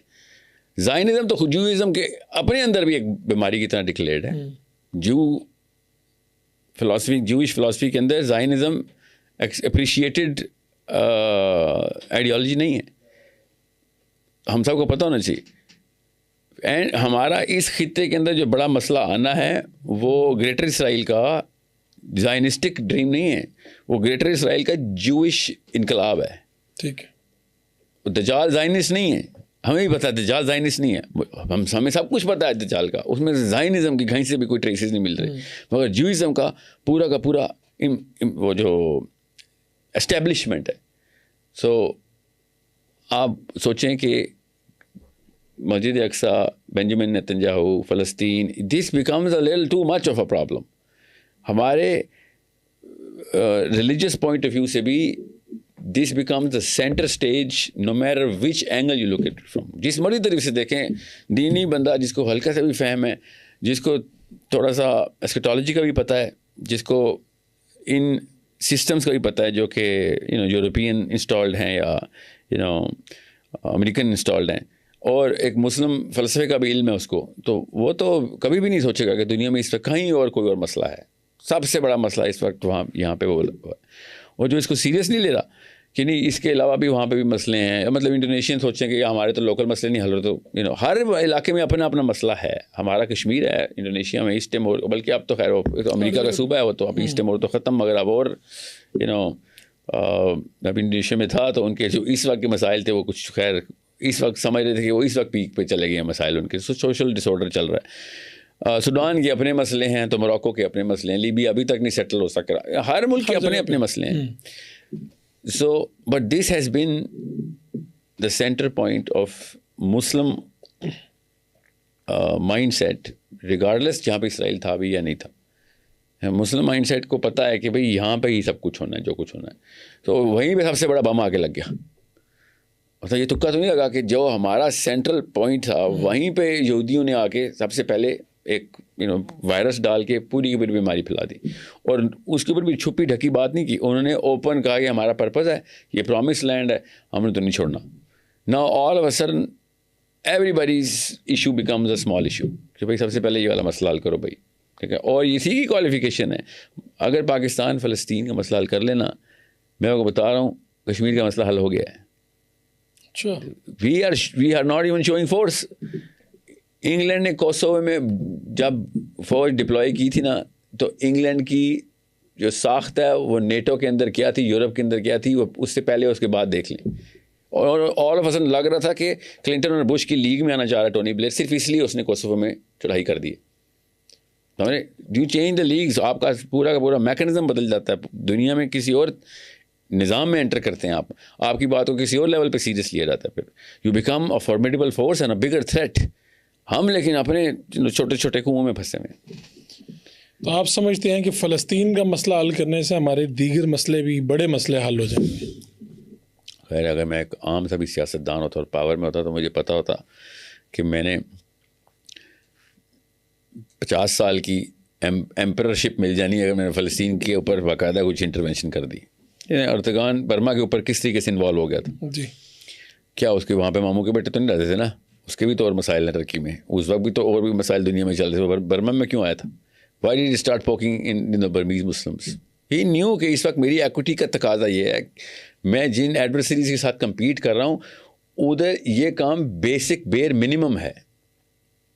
ٹھیک ہے, یہ بہت ضروری ہے کہ ہمیں پتہ ہو دنیا کیسے کام کرتی ہے. ہم ہمیشہ 100 ملکوں کے اندر 100 سے زیادہ ملک ہیں بائی دا وے, امریکہ کی چھاونیاں ہیں, صرف سونا اور اور معدنیات اور یورینیم چوری کرنے کے لیے نہیں بیٹھے ہوئے. It shows a lot of force. South China Sea کے اندر امریکہ کی چائنا کے ساتھ اس لیول کی لڑائی انڈیا پاکستان کی کبھی 65 وار میں نہیں ہوئی. روس اور امریکہ کی ٹینشن اتنی نہیں تھی جتنی اس وقت فلپینز کے ویسٹ میں چائنا اور امریکہ کی ہے. یہ کوئی نخرہ نہیں ہوتا. صرف سیمی کنڈکٹر کی لڑائی نہیں چل رہی, تائیوان کو بچانے آئے ہیں. سیمی کنڈکٹر آپ بن جائیں گے سیمی کنڈکٹر, اور سمجھ لیں نہیں بھی بنیں گے تو اس کے پیچھے آپ پورے کی پوری اپنے ملک کو تباہ کر دیں گے, آپ اکانومی ڈاؤن کر دیں گے کہ چائنا سے پنگا لے لیا آپ نے. سوچیں, اٹس رادر سمپل. جب آپ اس طرح کی بساط دیکھتے ہیں اور شطرنج کے مورد دیکھ رہے ہوتے ہیں آپ, میں کوئی راکٹ سائنس نہیں بتا رہا. اصل میں ہمارا نا پاکستان میں گلوبل اپرچر بنایا جاتا ہے نہیں, ہم صرف لوکل رکھے جاتے ہیں. یہ یہودیوں کی سازش نہیں ہے, یہ ماں باپ کی سازش ہے. یہ آپ بار بار کہتے ہیں, آپ کہتے ہیں کہ کوئی کابل سے بھارت کے درمیان والے لوگ ہیں ہم, جلندھر تک. ہاں جلندھر تک. تو جی یا آپ کو اس سے باہر کی دنیا دکھائی نہیں جاتی یا آپ کا انٹرسٹ ہی اس میں نہیں بنتا, ہماری آپ کا یہی اعتراض ہے زیادہ؟ جی اگر مسلمان گلوبل نہیں سوچے گا تو خود اپنے مطلب کامن سینس ہے. ایک بندہ ایتھلیٹکس جو ہے سوری اولمپکس کے لیے تیار ہو رہا ہے اور ایک لوکل پاکستان کی گیمز کے لیے, کون سا بہتر ایتھلیٹ؟ نہیں, لیکن پاکستانی تو سوچ رہا ہے. اگر پاکستان کی آپ دیکھیں, پاکستانی نہیں سوچتے آپ کے خیال میں یونیورسٹیز میں جا رہا ہوں نا, یونیورسٹیز میں ڈائریکٹلی جاتا ہوں. میں کوئی یوٹیوبر نہیں ہوں, میں تو ہر یونیورسٹی میں پہنچا ہوا ہوں. یہ تو کہتے ہیں نا یوٹیوب پہ بیٹھ کے لیکچر دیتا رہتا ہے. سویر میں اتنا سیمپل لے رہا ہوں, کرتے ہیں کوئی یونیورسٹی نہیں چھوڑی میں نے, کئی دفعہ جا کے سیمپل لے رہا ہوں کہ وہی پتہ تو چلے اس کا بیسک آئی کیو کیا ہے.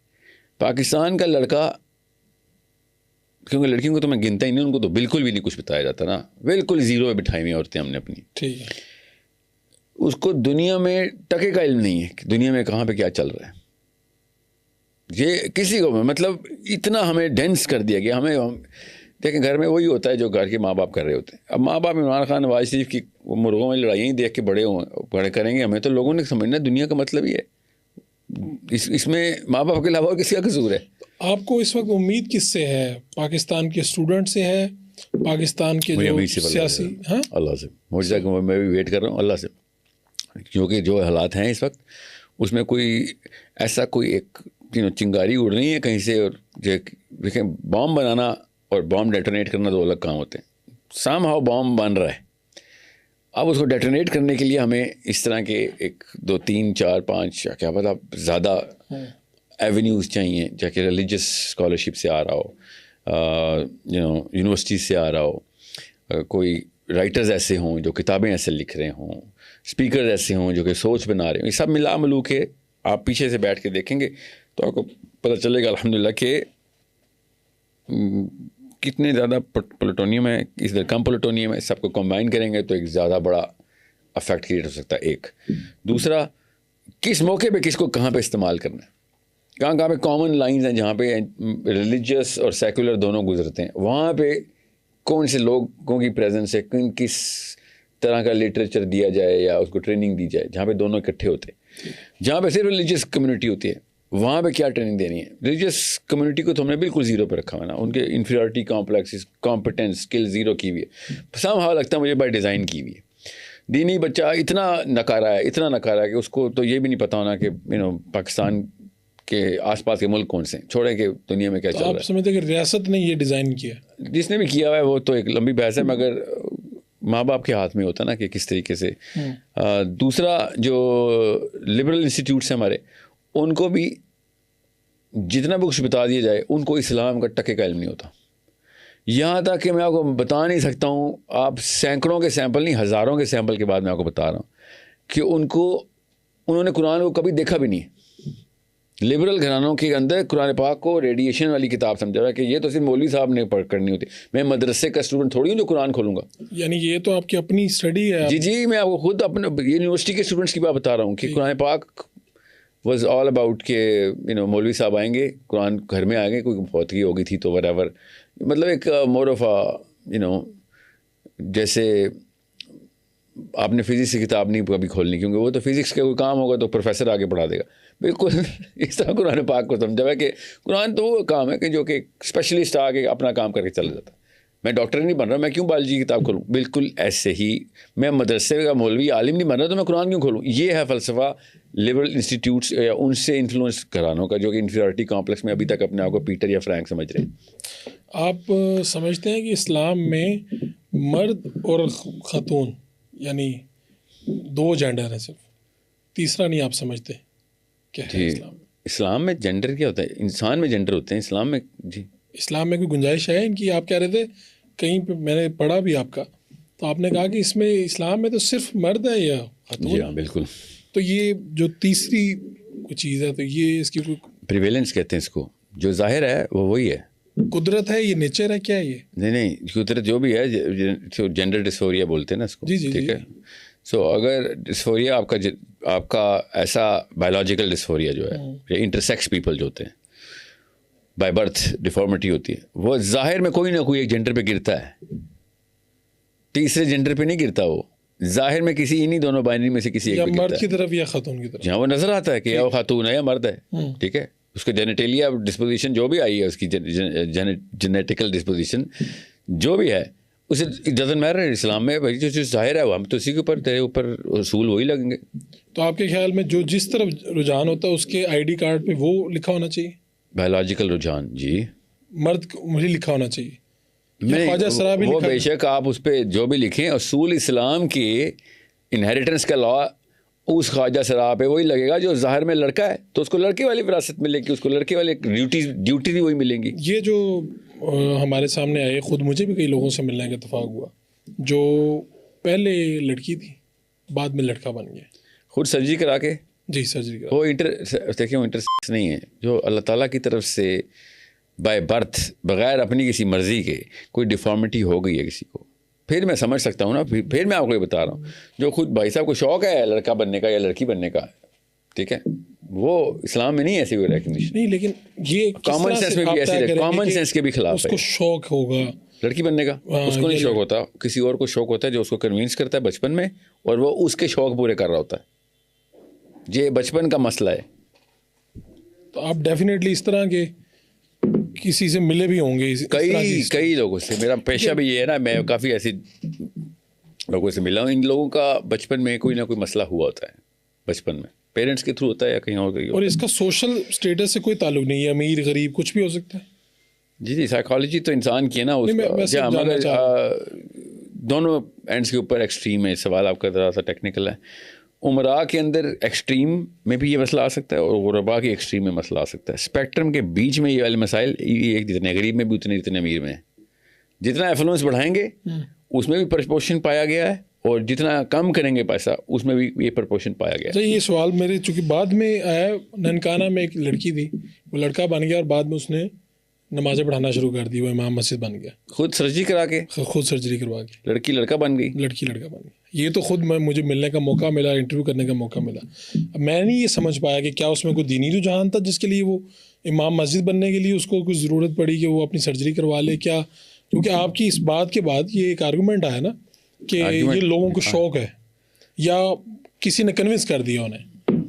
لیکن ہمیں یہ اس نے خود یہ بتایا کہ اس کو یہ پرابلم, نشانیاں, اس کا ملان, رجحان, چیزیں اس طرف آئیں, اور پھر ایک ٹائم پہ ڈاکٹر کے پاس وہ گئے تو ڈاکٹر نے یہ بتایا اسے, جس پہ اس نے کیا ننکانہ میں وہ بیٹھا ہے, اس کا کیا اس سے بڑا کوئی مقصد ہو سکتا ہے. میں یہ سمجھنا چاہ رہا ہوں ایک طالب علم عالم سوال ہے آپ سے. نہیں خیر ایک کیس اسٹڈی سے اتنی کچھ جنرلائز نہیں کریں گے اس بات کو, مگر زیادہ تر لوگوں کی بچپن کے معاملات میں یہ اب تو اتنا ڈیٹا ہے ہمارے پاس, اب ان لوگوں کی سائیکولوجیکل پریشر اتنا بچے پہ ہو, اسی لیے ان کی خودکشی کا سوسائڈ ریٹ بھی سب سے زیادہ دنیا میں. جی ہاں سب سے زیادہ.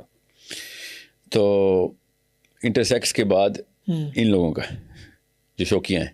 ٹھیک ہے, تو کوئی وجہ ہے تو ویسے تو نہیں کوئی. اب خواجہ سرا خودکشی دنیا میں سب سے زیادہ کرتے ہیں اور بنتی بھی ہے, کیا بلا اتنا ہم ان کو دھتکارتے ہیں, جانوروں والا سلوک کرتے ہیں, تو اگلے بندے نہیں تو مطلب قاتل ہم ہیں ان کی. خواجہ سراؤں کی بات کر رہا ہوں جو انٹرسیکس ہیں, ٹھیک ہے, ہم نے خود قتل کیا. جی ہاں بالکل.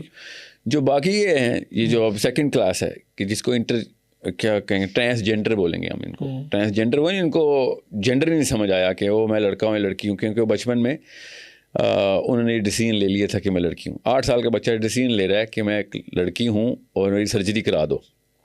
8 سال کے بچے کی دنیا میں کوئی بھی انسان کسی اور بارے میں ڈیسیژن نہیں مانتا, کینیڈا میں نہیں مانتا سوائے اس ڈیسیژن کے. اس کے چھوٹے چھوٹے جو خطرناک ڈیسیژن نہیں بھی ہوتے ہیں وہ بھی نہیں مانتے.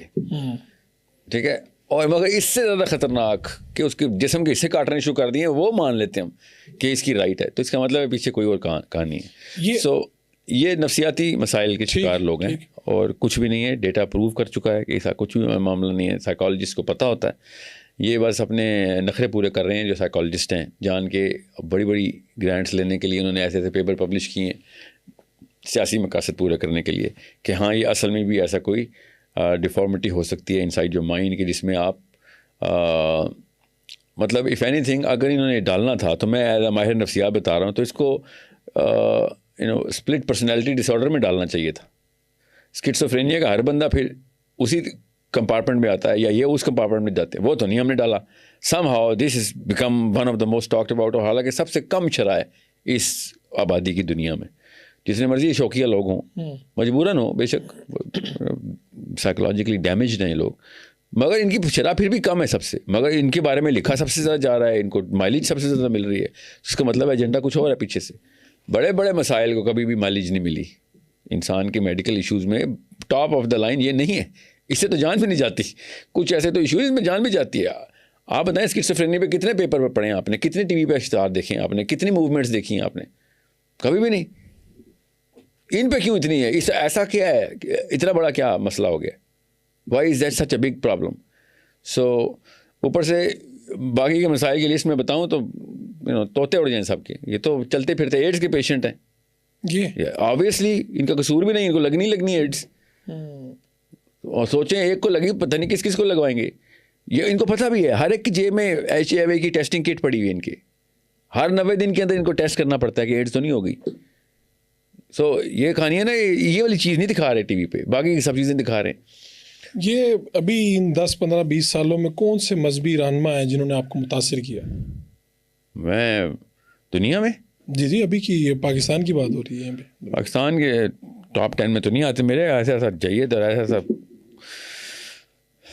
پاکستان کے اندر مولانا اسحاق جو ہیں وہ ان سے آگے میرے دور کی بات بتا رہا ہوں جہاں پہ میں نے ہوش میں پڑھا ہے. مودودی صاحب میرے سے پہلے کے تھے, اس لیے میں نہیں ان کو ڈائریکٹلی تو نہیں میں ان سے, مگر انہی کے کتابیں پڑھ کے پتہ چلا کہ ہاں وہ تو تھا پورا کا پورا ایک پورا انسٹیٹیوٹ تھا. مگر مولانا اسحاق کی وہ ایک طرف, باقی سارے ایک طرف ہیں. اور حافظ اسرار صاحب کے بارے میں کیا رہا ہے؟ حافظ اسرار صاحب کون؟ ڈاکٹر اسرار. جی ڈاکٹر اسرار صاحب میں نے اللہ کی طرف سے جتنا بھی سنا ہے ان کو کم ہی سنا ہے, مگر ان کو اعلیٰ ہی پایا. فراست ان کی اپنے ٹائم کے اوپر شخص, ان کا ورلڈ ویو بہت کلیئر تھا, اور ان کا مقصد اور پرپز بڑا سمپل 1 لائن تھا, وہی دنیا میں ہر انسان کا ہونا چاہیے کہ بھائی نظام دنیا کا لے کے آؤ, اللہ کا نظام کے علاوہ کوئی مطلب اس کے علاوہ کوئی آپشن ہے ہی کیوں. ہمیں اختراع ہے وہ انسانی ذہن کی, اگر کوئی اور آپشن ہم نے بنا لی ہے. کروڑ روپے کی بات ہے, سمپل ترین بات ہے اور درست بات ہے, مگر ان کے اوپر میں نے زیادہ اس لیے نہیں, وقت کی قلت اور ان کے پیرالل میں جو چیزیں میرے سامنے آ رہی تھیں وہ, کیونکہ ڈاکٹر صاحب کا تو مقصد مجھے پتہ ہے. اگر تو کوئی اختلافی معاملہ ہوتا تو میں کہتا یہ کوئی اور لاجک، کوئی اور منطق، کوئی اور راہ بھی ہے جو کہ نکالی جائے، یا ٹرانزیشن کی کوئی بات کی ہے. But he was right on the right. میں آئی رسپیکٹ ہم like I respect any of my teachers, but I have not really studied. اتنا نہیں میں ان کو پڑھ سکا. میں ہر اس چیز سے اتفاق کرتا ہوں جو اس نہج پہ ہو کہ اسلام کا نظام دنیا میں قائم کرنا پہلا اور اونلی پرپز یہی ہے ہمارا، پہلا بھی اور آخری بھی. تو کیا یہ سیاست کے ذریعے ممکن ہوگا؟ سیاست کے ذریعے ہی ممکن ہوگا، اور کیسے ممکن ہوگا؟ تو آپ کبھی سوچتے ہیں کہ ایسا وقت بھی آئے گا کہ آپ کوئی تحریک چلائیں گے یا سیاسی پارٹی چلا رہا ہوں میں، یہ تحریک ہی ہے میری، اور کوئی باقاعدہ سیاسی پارٹی بنا لیں گے؟ پارٹی جو ہوتی ہے نا وہ آپ نے ڈیموکریسی کے اس میں رکھا. پاکستان میں یہی ہے نا فی الوقت؟ نہیں ابھی ہے نا، انشاءاللہ نہیں رہے گی، انشاءاللہ جلدی ختم کریں گے. کیا دیکھ رہے ہیں اس کو؟ میں اسلام دیکھ رہا ہوں انشاءاللہ، میرا تو کام ہے دیکھنا اسلام. آپ کہہ رہے ہیں کہ پھر جمہوریت کا نظام یہاں سے بائنڈ اپ ہو جائے گا؟ خود ہی ہوگا انشاءاللہ. تنگ آ جائیں گے لوگ یہاں سے؟ تنگ تو وہ آ چکے ہیں، ورنہ ووٹ ڈالتے. ٹھیک ہے، زیادہ تر پاکستانی ووٹ نہیں ڈالتے. بالکل ٹھیک ہے. تو وہ جو ڈالتے ہیں ان کو پتہ ہے کس طریقے سے ووٹ ڈلوایا جاتا ہے، وہ بھی ڈالنا نہیں چاہتے، ٹھیک ہے، وہ مجبوراً نہیں ڈال دیتے ہیں. میں ڈیموکریسی کے حق میں اس لیے نہیں ہوں کہ پاکستان کی جو عوام ہے وہ ڈیموکریسی کے قابل نہیں ہے. ڈیموکریسی ایک بڑا سینسیٹیو سا انسٹرومنٹ ہوتا ہے، بڑی پاور ایک عام آدمی کو ملتی ہے. عام آدمی اس قابل نہ ہو کہ اس کو سڑک کراس کرنے کی پاور نہیں ملنی چاہیے، وہ بھی کسی کی جیب کاٹ رہا ہے ادھر، وہ اپنے جیسے ہی لے کے آئے گا نا پھر. ٹھیک ہے، تو ان کو اگر اتنی پاور دے دیں گے آپ، ہاں جی میرا صدر مسٹر چور آپ چنیں، تو مسٹر چور ہی چنے گا نا، بڑا چور. ٹھیک ہے، ایک قوم میں اگر اتنی فراست نہ ہو کہ نواز شریف یا شیخ رشید ٹائپ بندہ کھلے عام سڑکوں پہ گھوم رہا ہو، جو جیلوں میں ہونے چاہیے لوگ، اس لیے نہیں کہ کرپشن ہے، اخلاقی طور پہ these people should not be allowed in the streets. آپ عمران خان، نواز شریف، بلاول، یہ سب کو ایک ہی اس میں رکھتے ہیں آپ؟ نہیں بالکل بھی نہیں، مگر ڈیموکریسی کے اندر یہ لوگ مجبوراً مجھے اس لیے رکھنے پڑتے ہیں کہ ان میں سے کسی ایک کو بھی میں ریکگنائز کروں گا تو کامن سینس ہے ان کے اس پورے سرکٹ کو بھی ریکگنائز کرنا پڑے گا نا ڈیموکریسی کو. میرا ایکڈیمک ریویو بتا رہا ہوں آپ کو، میں جلدی آپ دیکھیں گے انشاءاللہ، وقت لگے گا. ابھی میں پوری دنیا کے ہر ملک میں جا کے مسلمانوں کو جگا رہا ہوں، ہر یونیورسٹی میں، دنیا کی ہر ملک میں انشاءاللہ. 21 ملکوں کا ٹور لاکڈ ہے، 2 کر چکا ہوں، تیسرا کرنے جا رہا ہوں. ٹھیک ہے، انڈونیشیا اور آسٹریلیا کر کے آیا ہوں، ابھی انگلینڈ جا رہا ہوں انشاءاللہ.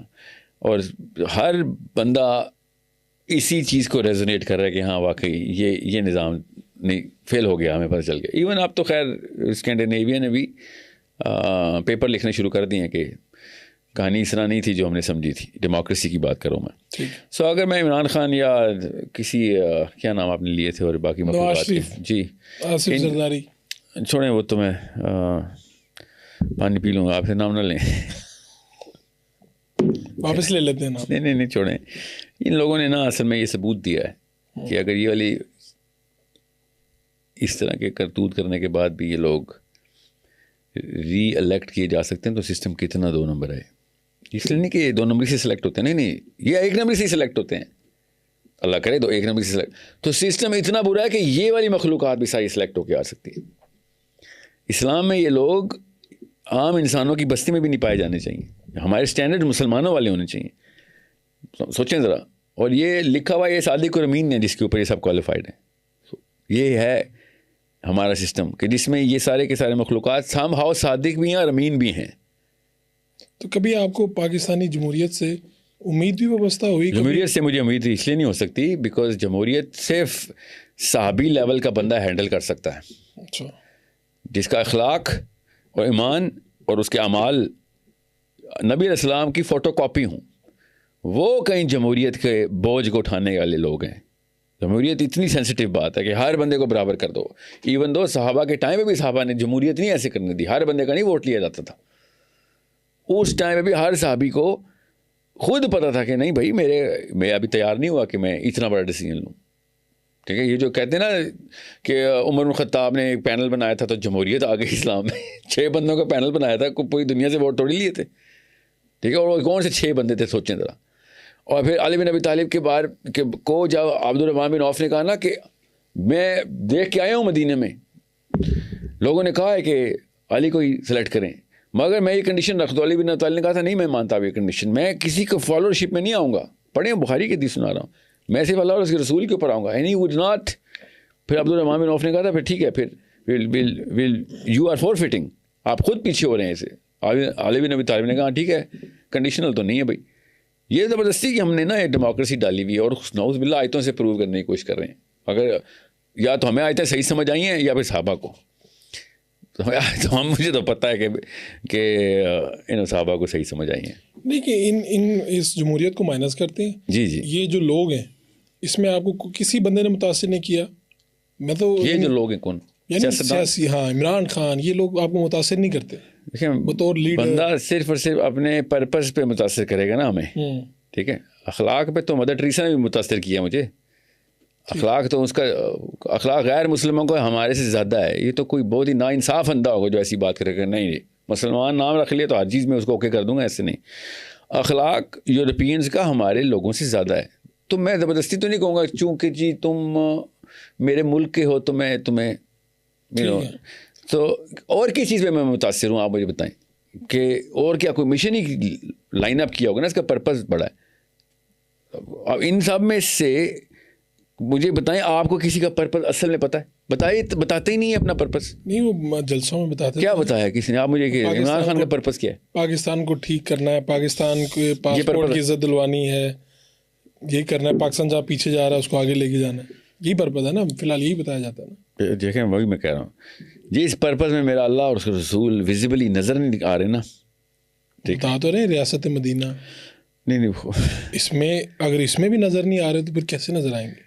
دیکھیں یہ 8ویں کلاس کے بچے کو بھی پتہ ہے کہ عمران خان صاحب نے ریاست مدینہ ویسے کہا تھا. یہ ریلی مین اٹ.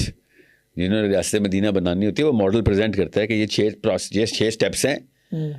اس طریقے سے پہلے اسٹیپ میں ہم, دوسرے اسٹیپ میں اتنے % پہنچنے ہوں گے, یہ انتظام ہوں گے, چھٹے اسٹیپ میں مدینہ نظر آنا شروع ہو جائے گا.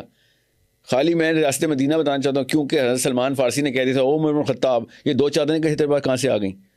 یہ ریاست مدینہ نہیں ہے. سمجھنے کی کوشش کریں. ٹھیک ہے, یہ ایک حدیث سے ایک اسٹیٹمنٹ سے ریاست مدینہ کا کوئی ماڈل سمجھ نہیں آئے گا. If he had presented ریاست مدینہ I would have still said democracy کہ میں خلاف ہوں. He didn't even present ریاست مدینہ and I actually think I like Imran Khan more than most of the PTI people based on other indicators. Democracy میں لیکن یہ بات نہیں مانوں گا کہ نہیں بھائی ڈیموکریسی میں انٹر ہو گئے آپ تو یہ مشین بیماری لگانے والی مشین ہے ہمارے ملک میں. تو ہمیں پتہ ہے کہ اس میں جو بھی انٹر ہوگا وہ بیچارہ اور سے اور بیمار ہوگا.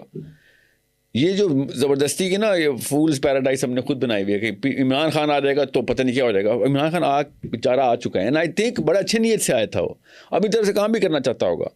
یہ سسٹم ڈیموکریسی پہ نہیں چل رہا. جتنے مرضی ووٹ ڈل رہے ہوں, الیکشن کمیشن بن رہے ہوں, یہ کس کو کون اپنے آپ کو مطلب دھوکہ دے رہا ہے کہ ڈیموکریسی پہ چل رہا ہے. This system is still not democratic. چاہے ہر سال الیکشن ہوتے ہوں ڈیموکریسی نہیں ہے ادھر. ٹھیک ہے, بے شک 5 سال 10 سال گورنمنٹ رکتی ہو, ڈیموکریسی پھر بھی نہیں ہے. ڈیموکریسی کی نشانیاں اور ہوتی ہیں, پاکستان میں وہ نشانیاں نہیں ہیں. پاکستان میں آرمی ہو یا سول ہو, جو بھی بندہ شارٹ کالر ہے وہ ڈیموکریٹکلی شارٹ کالر نہیں ہے. عوام کا کوئی سر پیر انوالو نہیں ہے اس ڈیسیجن میکنگ میں. ورنہ عوام تو چاہیے فلسطین میں معاملہ حل کیا جائے. سوچیں ذرا, کس نے روکا ہوا ہے؟ somebody has stopped it. کسی نے روکا ہوا ہے. آپ یہ بھی کاکر صاحب نے کہا ہے 2 اسٹیٹ سولوشن ہونا جانا چاہیے. کوئی اس کا گلا پکڑ کے اس کو الٹا نہیں لٹکا رہا کہ تو کیونکہ اس سے بینجامن نیتنیاہو نے اتنی اچھی اسپیچ نہیں دی جتنی تو نے دے دی 2 اسٹیٹ سولوشن کی, مگر سب اس کے پیچھے پڑے ہوئے اور صحیح پڑھنا چاہیے. عمران خان نے بھی 2 اسٹیٹ سولوشن نہیں بولا تھا. سمجھ رہے ہیں؟ مجھے تو پتہ ہے اصلی معاملات کے اوپر ایکیومنٹ زیرو ہے ان سب کا. میں اس بندے کو تو اسلام کا دشمن مانتا ہوں جو 2 اسٹیٹ سولوشن کی باتیں کرتا ہے. اس کو اسلام سمجھ نہیں آیا. سوچیں آپ کے گھر کے اندر میں نے ایک دیوار لگا دی اور کہہ رہا ہوں خیر ہے بھیا آپ لگ گئی ہے نا دیوار, آپ مجھے نہیں دشمن مانیں گے یار, تو میرے سے سنسیئر ہے, میرے گھر میں قبضہ ہو گیا آ کے, اس نے میرے بچے مار دیے اور روز میرے بچے روز مار رہا ہے ہزاروں کی تعداد میں. ہاں خیر ہے ابھی کے لیے مان لو. یہ سنسیئرٹی کا تقاضا ہے. یہ کون سا اسلام پہنچا ہم تک؟ وہ بلی کر رہا ہے, لٹرلی کہتا ہے پرامس لینڈ. وہ تریات سنا کے تھکتا نہیں, اتنا سپیریورٹی کمپلیکس کا اس کو.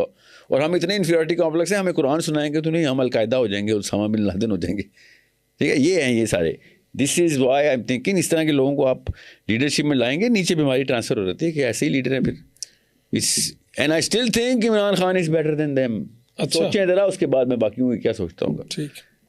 یہ قیامت کی نشانیاں جو حدیث کے مطابق. میں ایک چیز اور بتا دوں کہ کسی کو قرارداد مقاصد میں لکھا ہوا ہے کہ کوئی بھی ایسا معاملہ جو کہ قرآن اور سنت کے اگینسٹ جاتا ہو پاکستان کے کانسٹیٹیوشن میں نہیں ڈالیں گے. اس سطر کے بعد بھی نواز شریف صاحب اوباما کے ساتھ بیٹھے اور اوباما نے اپاچی ہیلی کاپٹر 24 گھنٹے پہلے فلسطین کو مارنے کے لیے بھیجے ہوئے ہوں, اگلے دن پاکستان کا وزیر اعظم جا کے اوباما کو کہے میری بیوی نے کالے چنے بنا کے دیے آپ کو. سوچیں, یہ قرآن اور سنت کے ریپگننٹ نہیں ہے, اس پہ امپیچمنٹ نہیں بنتی تھی. ان کو اصل میں پتہ بھی نہیں ہے کہ فلسطین اصل میں اسلام کا معاملہ ہے. ان کو یہی نہیں پتا کہ ریپگننٹ ٹو قرآن اور سنت میں قرآن کا مطلب کیا ہے. اس لیے مجھ جیسے بندے کو بخار ہو جاتا ہے خالی ان کی شکلیں دیکھ کے. سو اصلی سیاست جو ہے وہ اوباما کرتا ہے. آئی سویئر اوباما اصلی سیاست کرتا تھا ٹریننگ میں ان کی. وہ گلوبل سے کم بات نہیں کرتے. یورپین اصلی سیاست کرتے ہیں. ہم لوگ کنویں کے اندر بیٹھ کے خالی پوسٹر لگاتے ہوتے ہیں, یہ طرح یا تو پی ٹی آئی کا یا مسلم لیگ کا. اور یہ تو ابھی بات ہے نا ہمارے ٹائم کی. 30 سال پہلے تو نہ عمران خان تھا نہ نواز شریف تھا. اس وقت یہ پی ہوتا ہوگا جو بھی تھا. یہ اس قوم کو بس اسی طریقے سے گھمایا ہوا ہے کہ چھوٹا بندہ چھوٹی سوچ, تو لگے رہو آپس میں. سو اس کے دوران ایک بندہ آ کے کہا اس میں اسلام بھی فٹ کروں میں. تو اسلام تو نہیں, سوری, اسلام پاکستان کے کنویں میں فٹ ہونے کے لیے نہیں اللہ نے نازل کیا تھا, پوری دنیا کو قابو کرنے کے لیے دیا تھا. قیامت کب آئے گی؟ وہ جو اللہ نے کہا ہے. جب یہ سوال میرے اور آپ کے نبی صلی اللہ علیہ وسلم سے پوچھا گیا تو انہوں نے یہ جواب دیا کہ ان سے کہہ دو جلدی آئے گی, اس کا علم صرف اللہ کے پاس ہے. آپ نے مجھ سے پوچھا ساتھ میں نشانیاں بھی مجھے کیا, یہ تو آپ چونکہ آپ سے یہ سوال ہوتے رہتے ہیں نا جی کہ قیامت کے آنے کی بڑی نشانیاں جو ہیں ان میں پوری کوئی نہیں ہوئی. اس لیے ابھی تک کوئی نہیں ہوئی. عیسیٰ نہیں آئے, ابھی امام مہدی کا ظہور نہیں ہوا, ابھی دابت الارض نہیں آئی, یاجوج ماجوج نہیں آئے. بڑی نشانیاں تو نہیں ابھی آئیں. کیا کوئی بندہ اس ٹائم بیٹھ کے بتا سکتا ہے کہ کتنا وقت لگ سکتا ہے, کیا ہو سکتا ہے, کوئی اندازہ کر سکتے ہیں؟ There is no way to find out کہ جب تک حضرت امام مہدی نے نا کا ظہور کے بعد جو نشانیاں ہیں نا اس کا پھر کیا سرائی کی رہتے کہ اس کے بعد نبی السلام نے کہا پھر تو اگلا واقعہ ایسے ہونا ہے جیسے مالا ٹوٹی اور موتی گرنا شروع ہوئے اتنی تیزی سے. بس اگلے ہر سال کوئی نہ کچھ ہو رہا ہوگا پھر تو. مگر وہ کا واقعہ ہونا ہے کہ امام مہدی کا ظہور ہو جائے. ٹھیک ہے, وہ ایک ایسا معاملہ ہے جو جس کے بارے میں کوئی میتھس نہیں کی جا سکتی. پاکستان کا سب سے بڑا مسئلہ کیا ہے آپ کی نظر میں؟ پاکستان کا سب سے بڑا مسئلہ اب یہ دنیا اسلام کا سب سے بڑا مسئلہ ہے. دنیا کا سب سے بڑا مسئلہ اسلام کا نہیں, مگر میں آپ پاکستان کا بھی وہی مسئلہ ہے ظاہر ہے جو ایک تو وہ ہے جو پوری دنیا سے لیا ہم نے, وہ ہے کہ اسلام کی جو ڈیفینیشن ہے نا وہ غلط کر دی ہم نے. اسلام کا مقصد ہی غلط کر دیا ہم نے. ہم سمجھتے ہیں کہ نواز شریفوں کی اطاعت کرنا اسلام ہے. لٹرلی اسلام میں لکھا ہوا ہے, ہمارے والے اسلام میں لکھا ہوا ہے. ٹھیک ہے, جو بھی حکمران آ جائے اس کی اطاعت کرنا, اس کے علاوہ کچھ نہ کرنا, اس کے خلاف نہ کچھ کر دینا. یہ حکمرانوں نے لکھوایا ہوا ہے. یزید 2.0 کہتا ہوں میں اس کو. یہ یزید نے لکھوا کے اسلام میں ڈلوا دیا تھا, اس لیے کوئی حسین نہیں آ رہا. نہیں, یہ تو مولانا مودودی بھی کہتے ہیں نا کہ جہاد ہے وہ جو ریاست کر رہی ہے, تو اس کا مطلب یہی نہیں ہے ریاست بنائے نا پھر جہاد والی. لیکن اس کا مطلب تو وہی امیر کی اطاعت, حکمران کی اطاعت کی طرف ہی جا رہی نا بات. حکمران کی اطاعت تب کرنی ہے. حدیث ایسے دیکھیں, حدیث یہ ہے کہ جب حکمران تمہیں اللہ اور اس کے رسول کے راستے پہ لے کے جائے تب تم نے اس کی اطاعت کرنی ہے. ورنہ ہر انسان کو حدیث پتہ ہے کہ ظالم حکمران کے خلاف کلمہ حق بلند کر دینا افضل ترین جہاد ہے. ٹھیک ہے, ٹھیک ہے, وہ حدیث کیسے پوری اترتی ہے پھر؟ یہ اسلام کے خلاف تھوڑی لے کے جا رہے ہیں, یہ تو مسلمان لوگ ہیں. آپ ہمارے میں سے گمراہ ہیں. مسلمان کہہ دے گا تو وہ اسلام اللہ اور اس کے رسول کی سنت پہ لے کے جائے گا. میں نے آپ سے کہا انہوں نے تو قرآن دیکھا بھی نہیں ہوتا کبھی, یہ اسلام پہ لے کے جائیں گے. دیکھیں حکمران تو یزید بھی بن گیا تھا نا, تو حسین علیہ السلام غلط تھے پھر؟ سوچیں, حکمران تو فوجی ڈکٹیٹر بھی چھین کے بن جاتا ہے. ہاں چھین کے بھی بن جائے تو کوئی بات نہیں, حکمران بن گیا نا, تو حسین غلط ہو گئے نا پھر. ان کے ابھی کے کرنٹ مولانا مودودی نے اگر یہ لکھا جو کہ نہیں لکھا مجھے پتا ہے, مگر مجھے پتا ہے آپ جو کہہ رہے ہیں وہ زیادہ تر نے یہ لکھا ہوا ہے. تو یا تو حسین ٹھیک ہے یا پھر آج کا عالم ٹھیک ہے. دونوں ٹھیک نہیں ہو سکتے کیونکہ ایک حکمران کے خلاف گیا ہے. ٹھیک ہے. تو آپ یہ کہتے ہیں کہ اوپر سے امام مہدی نے آ کے کیا ان کو لوگوں نے خلیفہ بنانا ہے؟ کوئی تو خلیفہ ہوگا نا، امام مہدی کا ظہور ہوگا. تو یا امام مہدی ٹھیک ہے یا ابھی کے عالم ٹھیک ہیں. یہ دو بندے ایکسپلین نہیں ہوتے اس وقت کے اسلام میں. اور یہ وہی دو بندے ہیں جن سے سٹارٹ ہوئی ہے کہانی حسین سے اور ختم ہونی ہے امام مہدی سے. ٹھیک ہے. تو ہمارا سٹارٹ اور اینڈ جو ہے نا خود ہمیں بتا رہا ہے کہ اصلی کام کیا تھا. ہم نے بیچ میں یہ 2 نمبری کی بھی اس لیے اتنے زمینوں پہ پڑے میں ہم لوگوں کے تلوے چاٹ رہے ہیں بیٹھ کے. آپ کیا سوچتے ہیں کہ یہ اس پاکستان کا نہیں دنیا کا مسئلہ تھا. پاکستان کے اپنے کوئی ایک ٹاپ 10 کی لسٹ جو میں نکالوں کسی اور دن، مگر پاکستان کا بھی یہی مسئلہ ہے نا. میں آپ کی دیکھتا ہوں جب آپ کی نشست ہوتی ہے سوالات کی آن لائن، کو لوگ آپ سے پوچھ رہے ہیں، آپ اپنے نظریات پہ بڑا اصرار ہے آپ کا اور بڑا یقین ہے. میرا نہیں نظریہ تھا میرے پاس صرف سیرہ ہے. جو بھی میں وہی بات کرنا چاہ رہا ہوں. تو میں آپ سوچتے نہیں کہ کبھی آپ بھی غلط ہو سکتے ہیں؟ آپ جو سوچ رہے ہوں یا کبھی ایسے احساس ہوا آپ کو کہ 2-5 سال پہلے جو آپ بات بتا رہے تھے وہ غلط بات تھی؟ اپنے نظریات کی جانچ پڑتال کیسے کرتے ہیں آپ؟ سیرہ کے علاوہ کچھ سٹینسل نہیں ہے. میرا نبی بتایا گا کیا صحیح ہے کیا غلط ہے. میں نے ابھی آپ سے کہا ہے میرا نظریہ نہیں ہے. میں نے تو سوال کیا یا حسین علیہ السلام ٹھیک ہے یا پھر آج کا مفتی ٹھیک ہے یا 1200 سال کا مفتی ٹھیک ہے. دونوں اکٹھے ٹھیک، دونوں ایک دوسرے کے اپوزنگ کھڑے میں. یہ میرا نظریہ نہیں ہے نا. پھر یہ سوال تو ہر عام سا مسلمان پوچھے گا کہ سر یہ تو پھر ایکسپلین نہیں ہو رہا کچھ. اور پتہ کیا، باقی کے سارے ایکسپلین ہو رہے ہیں، ایوب خان سے لیاقت علی خان سے لے کے عمران خان تک سب ایکسپلین ہو رہے ہیں. بیچ میں بس حسین سے اور امام مہدی سے یہ 2 ایکسٹریمز ایکسپلین نہیں ہو رہی. باقی ہر اور اسی لیے یہی ہو رہا ہے جو ہمارے ساتھ ہو رہا ہے. آئرونک بات بتاؤں آپ کو، جتنے بھی قوموں نے دنیا کے میں فتح کر کے تابع کیا لوگوں کو، وہ واقعی حسینی اور محمدی فلسفے کے اوپر ٹیکنیک لگائی انہوں نے. ہم نے نہیں لگانی. لیکن وکٹوریا نے نظام قائم کیا. ڈاکٹر سراج جب نظام کی بات کرتے ہیں تو لوگ کہتے ہیں اسلام میں نظام تو ہے نہیں، تو وکٹوریا میں ہے. ان کی کرسچن بائبل میں لکھا ہوتا ہے نظام. نبی اسلام نے نظام نہیں قائم کر کے دیا، اسٹیٹ نہیں بنائی انہوں نے. پورا کا پورا قانون اور لیجسلیشن نہیں لے کے آئے، قرآن سے نہیں لے کے آئے تھے. کیا قرآن میں کوئی قانون نہیں لکھے ہوئے؟ اگر قرآن میں ایک بھی قانون ہوتا ہے جو کہ، تو وہ پھر نظام کی کتاب ہے. اگر نظام کتاب نہ ہوتی تو کوئی قانون وضع نہ کرتا قرآن، کوئی حد نہ لگاتا، تعزیرات نہ ہوتی، فلسفہ قانون بھی نہ ہوتا. معاملات کے اوپر کسی بھی لیول کے اوپر الاؤنس دی جاتی ہے کہ جو مرضی کر لو، بس ایک دوسرے کا دل نہ دکھانا. نمازیں پوری کر لیا کرو، زکوٰۃ دے دیا کرو، اور آپس میں پھر جو مرضی کرو. ایسا تو نہیں ہے. قانون جب وضع ہو گئے، اب اس کے علاوہ کوئی اور قانون بنانا طاغوت کہلاتا ہے. اللہ تعالیٰ نے کہا. سر میرے جیسے لوگ کنفیوز ہو جاتے ہیں نا، چونکہ آپ کہہ رہے ہیں کہ میں مدد لیتا ہوں سیرہ سے، اور میرے سامنے آپ بھی ہیں جن کو لوگ فالو کرتے ہیں، آپ صاحب مطالعہ ہیں، اسلام کا مطالعہ کیا ہوا ہے، اور میرے سامنے طاہر اشرفی بھی کھڑے جو مسجد میں جب نماز پڑھاتے ہیں تو سینکڑوں لوگ ان کو فالو کرتے ہیں، ان کے پیچھے مسجد میں نماز پڑھتے ہیں. تو میں کہیں پہ انجینئر صاحب ہوں گے، کہیں پہ کوئی اور ہوگا. آپ جو بات کر رہے ہیں اس میں ایک کنفیوژن ہے. آپ کی ان کی سب کی باتیں ایک جیسی نہیں ہیں. آپ سبھی اللہ کی بات کر رہے ہیں، سبھی اللہ کے رسول کی بات کر رہے ہیں، لیکن اتنی کنفیوژن کیوں ہے ان باتوں میں سب کی؟ پولیٹیکلی ہاں ایک جیسی نہیں ہے بات. تو وہ بات ہے نا، یا تو حسینی ہیں آپ یا پھر آج کل کے نئے کے اوپر ہیں آپ. 2 باتیں، تیسری تو نہیں ہے نا. کنفیوژن تو نہیں ہے. یہ تو کنفیوژن نہیں ہے، لیکن ہمیں ڈسپیرٹی بولتے ہیں. یہ کنفیوژن نہیں ہے کہ سر دونوں میں سے ایک چیز ہے. اگر تو یہ معاملہ سالو ہو جاتا ہے کہ نہیں یہ بھی طریقہ ہے، یا نعوذ باللہ حسین خطا پہ تھے، ٹھیک ہے، تو پھر تو ٹھیک ہے. ابھی بات کرتے ہیں باقی کے تمام. نواز شریف کے میں ڈیموکریسی میں جاؤں گا، میں تو پارلیمنٹ ہاؤس کے اوپر کھڑا ہو کے جھنڈے لگاتا ہوں، چلیں کسی بھی پارٹی کے جو بھی ان میں سے بہتر لگے گا. پھر تو شکلیں دیکھ کے ووٹ ڈال دیتے ہیں.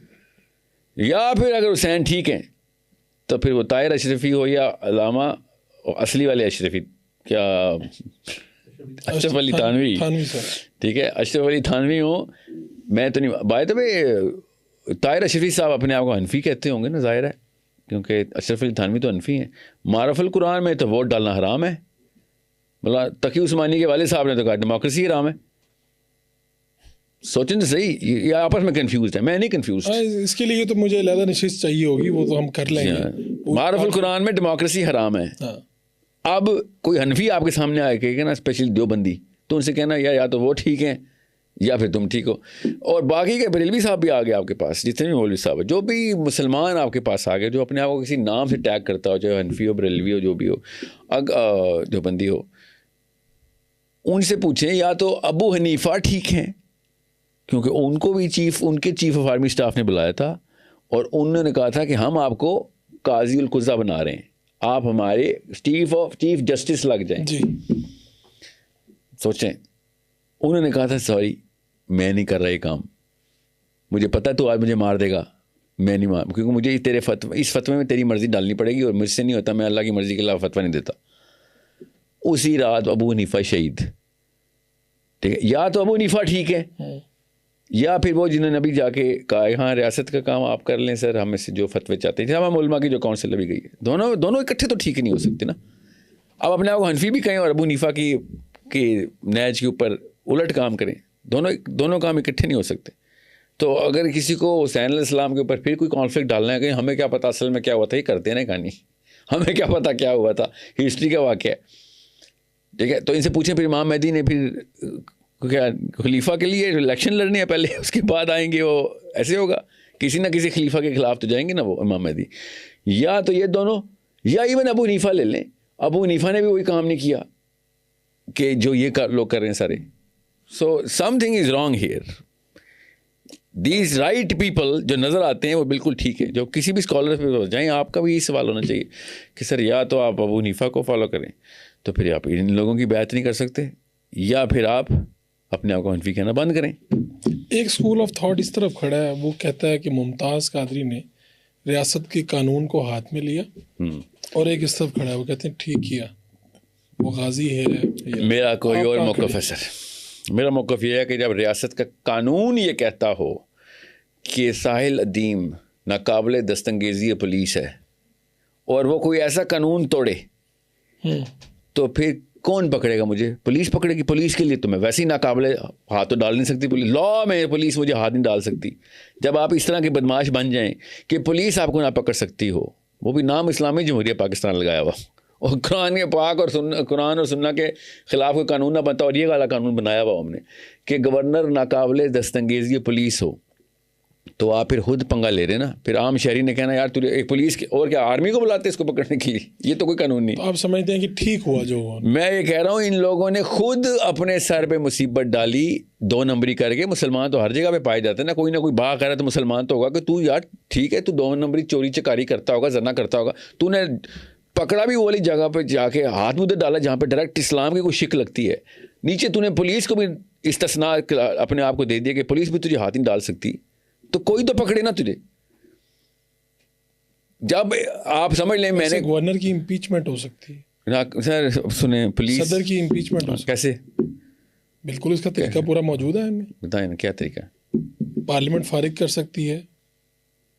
آپ کہہ رہے ہیں کہ عام بندہ بل پاس کرواتا ہے؟ نہیں میں ایک بات, ہاں تو بل پاس ہو سکتا ہے.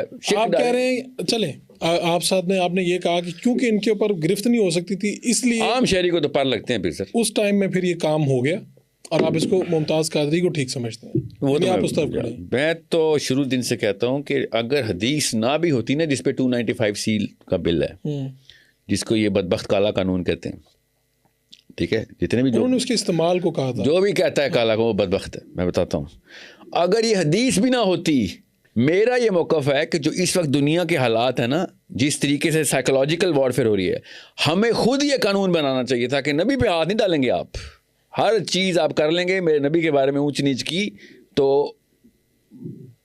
وہ ڈھیر کے رکھ دیں گے ہم آپ کو. And nothing less than this sort of punishment. یہ بہت ضروری ہے. آپ کو نہیں پتا قومیں وہ کھیڑی کیسے جاتی ہیں. قومیں تب کھیڑی جاتی ہیں جب ان کا ہیرو کھیڑ دیا جاتا ہے. ہمارے پاس ایک ہیرو ہے, ہمارا ایک لیڈر ہے. جتنی جلدی امیون کرتے ہیں نا قوموں کو ان کے ہیرو کے خلاف, اتنی جلدی ان کی آئیڈینٹی کرائسس میں آتی ہے. ثانیہ جڑا والا کا آپ نے سنا؟ مجھے تفصیل بتائیے. تفصیل اس کی یہ ہے کہ وہ ذاتی معاملہ تھا, اور جو 2 کرسچن تھے انہوں نے یہ اس لڑکے کے خلاف یہ تیار کیا تھا سر معاملہ, اس سے گرج تھا. اس کی ایک لمبی تفصیل ہے جو مجھے 2 ذمہ داران لوگوں نے بتائی. تو آپ مجھے بتائیں کہ اس وقت میں جو چرچ جلائے گئے, جو چیزیں جلیں, اس کو آپ کیسے دیکھتے ہیں؟ میں ایسے دیکھتا ہوں کہ میں آپ کو بتاتا ہوں کامن سینس کی کچھ چیزیں میں آپ کو بتاتا ہوں, سب کچھ واضح ہو جائے گا. آسیہ مسیح کا کیس ہوا, سیشنل کورٹ نے خود آ کے جج نے بتا دیا, ٹی وی بتایا تھا, میں نے سنا تھا کہ میں نے یار اس کو پیار سے پوچھا الگ سے چیمبر میں بلا کے کہ تو نے کیا ہے؟ اس نے کہا کیا, مجھے بچا لو. تب میں نے جا کے سزا دی ہے. سمجھ لیں جج جھوٹ بول رہا تھا. ہائی کورٹ میں چلے گی بات. اس دوران سلمان تاثیر نے آگے پکڑ لیا. حالانکہ سلمان تاثیر سے پہلے یا اس کے بعد آسیہ مسیح کو سزا ہو گئی تھی, ہائی کورٹ نے بھی کہہ دیا, سپریم کورٹ نے آ کے اس کو کہا نہیں یہ غلط ہوا. اب بات اصل میں نبی علیہ السلام کی توہین کی ہو رہی ہے. سو اس کا مطلب یہ ہے کہ وہ سیشنل کورٹ کا جج اور ہائی کورٹ کا جج لائن حاضر ہونے چاہیے تھے کہ تم نے عام قانون سمجھ لیا اس کو, you are party to this crime. Then اس کو لے کے آؤ, اس بابے کو کہ جس نے آسیہ مسیح پہ الزام لگایا ہے, اس کو ٹانگیں گے ہم. جھوٹا الزام لگایا وہ بھی نبی السلام کی توہین کا, تو اس نے توہین کی ہے نا پھر. بالکل ٹھیک. تو یا تو آسیہ مسیح کو سزا دیں اگر وہ گلٹی, یا بابے کو سب کے سامنے ٹانگیں کہ تو نے نبی السلام کی توہین کا زبردستی جھوٹ بلوا کے تو نے توہین کی. سزا ایک کو ہونی چاہیے تھی. یہ اگر ہو جائے نا, یہ قانون اس طریقے سے پرفیکٹلی امپلیمنٹ ہو کہ تو مسلمان 2 نمبری کا سوچے گا بھی نہیں کہ استاد جی ہم ٹانگے جائیں گے. اگر کورٹ نے نہ پروو کیا کہ اس پہ جھوٹا الزام, ہاں تو لگائیں نا. زنا کے الزام پہ کیا اسلام میں سزا ہے؟ کسی نے عورت کے اوپر جھوٹا الزام لگایا نا, اس کو کوڑے پڑتے ہیں, سزا وہی بنتی ہے اس کی. یہ میں چاہ رہا تھا وہ بابے کو ٹانگیں. اگر آسیہ مسیح گلٹی تھی تو ہوتی رہے. لوگوں نے سارے کے سارے باعث تو نہیں بیٹھے ہوئے نا سپریم کورٹ میں, کچھ نہ کچھ تو شواہد دیکھیں. یا تو بابا جی گئے یا پھر آسیہ مسیح گئی. اس میں پھر آپ وہی بات کر رہے ہیں نا کہ قانون کی جو عملداری اتنی مضبوط ہوتی کہ جو الزام لگا رہا ہے وہ پروف کرے, اسپیشلی اس والے کیس. اس کیس جی مطلب ہر کیس پہ جس پہ بھی میں نے فار ایگزامپل کسی پہ جھوٹ کا الزام لگایا اور وہ سچا ہے تو میں جھوٹا ہی ہوا نا, سزا تو مجھے جھوٹ کی ملنی چاہیے نا پھر. تو ان کیسز میں تو زیادہ تر یہی ہوتا ہے کہ یہ عدالت تک ہی نہیں پہنچ پاتے, پہلے ہی جو عوام ہے وہ ان کو قتل کر دیکھیں. اگر ثبوت نہیں ملا تو پھر اس کو سزا ملنی چاہیے تھی, تاکہ مسلمان پھر بغیر ثبوت کے اس طرح کی سزائیں خود نہ نافذ کریں. مسلمانوں کو پتہ ہونا چاہیے استاد جی سزا ہمیں مل جانی اگر پروو نہ ہو سکا. عمر الخطاب کے سامنے ایک کیس آیا ہے, مستند ڈاکیومنٹڈ پڑھیں, 3 گواہ مل گئے. ایک عورت پہ زنا کا آدمی, عورت پہ زنا کا کیس چل رہا تھا. چوتھا گواہ کہتا ہے مجھے 50-50 ہوں میں. چاروں گواہوں کو, 3 سچوں کو اور ایک 50 والے کو, 3 گواہ بھی کافی ہونے چاہیے تھے نا, مگر اسلام میں 4 لکھے ہیں. چاروں کو وہی سزا دی گئی کہ ادھر آؤ نا تم لوگ. اب تم نے عورت کے اوپر اس طرح کا سوچا بھی کیسے کہ جب تک 4 گواہ نہیں تھے تم لوگوں نے کیس کیسے کر دیا؟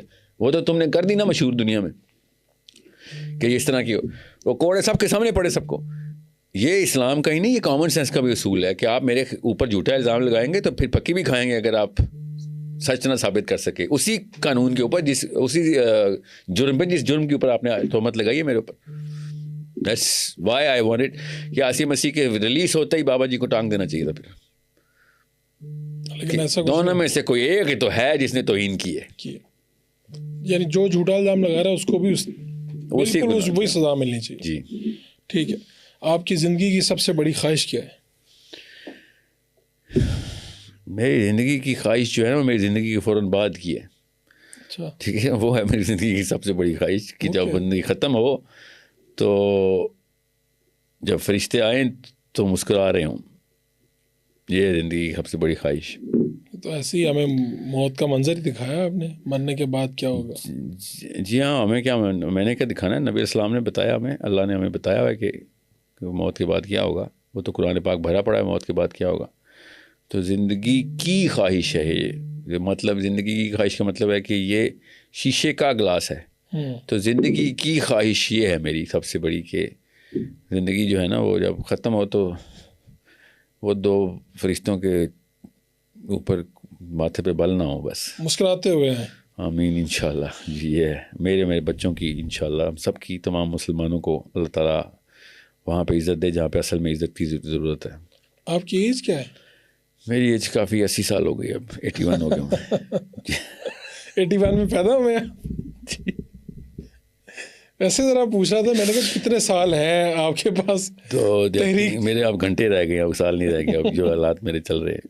جی تو آپ کہاں سے, ذریعہ معاش کیا ہے آپ؟ تو میں سر میرا ذریعہ معاش پچھلے 2017 سے نہیں 2015 سے, کیونکہ میں کارپوریٹ میں جاب کرتا تھا, اس دوران ہی میں نے کمپنی رجسٹر کر لی تھی. میری ٹریننگ اینڈ کوچنگ میرا ذریعہ معاش تھا شروع سے ہی. اب تو خیر میں صرف کوچنگ کرتا ہوں, ٹریننگ تو سال میں 2 یا 3 کرتا ہوں, اس سے زیادہ میں کر نہیں رہا ہوں.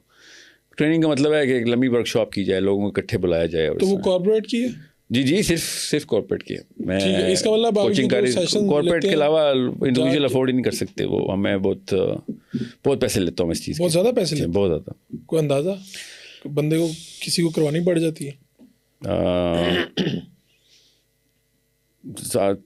5-6 ہزار ڈالر پر آور چل رہا ہے اس وقت کوچنگ کا. اس میں کتنے لوگ ہوتے ہیں ویسے ایوریج؟ ایک بندہ ہوتا ہے. میں ایک بندے کے ساتھ کام کرتا ہوں. جی ایک. آپ اس کے گھنٹے بہت ہوتے ہیں. کتنے دن لگ جاتے ہیں اس میں آپ کے؟ سالوں کا پروگرام ہوتا ہے. ریٹینرشپ پہ ہوتا ہے نا. ایک بندے نے کارپوریٹ اسٹریٹجی میں لاک کی ہے کوئی اسٹریٹجی, تو وہ اسٹریٹجی ساتھ لے کے چلنی پڑتی ہے. یہ 6-7 ہزار ڈالر لے لیتے ہیں آپ, خطیر رقم. نہیں وہ ہوتے ہیں کوئی 100 گھنٹے کا پروگرام ہوتا ہے یا 50 گھنٹے کا ہوتا ہے, مگر ہوتا ہے پورے ایئر بھی اوپر, ایسے نہیں ہے. ایک سال میں کتنے کو لوگ ویسے ہوتے ہوں گے آپ کے؟ میرے اس وقت سال میں ایسے نہیں ہوتا. نہیں لیکن کسی کا چل رہا ہوگا نا, اپنا سب کا چل رہا ہوگا. لیکن میرے کوچنگ کے کلائنٹس سینکڑوں میں انشاءاللہ الحمدللہ. جی ہاں سینکڑوں میں.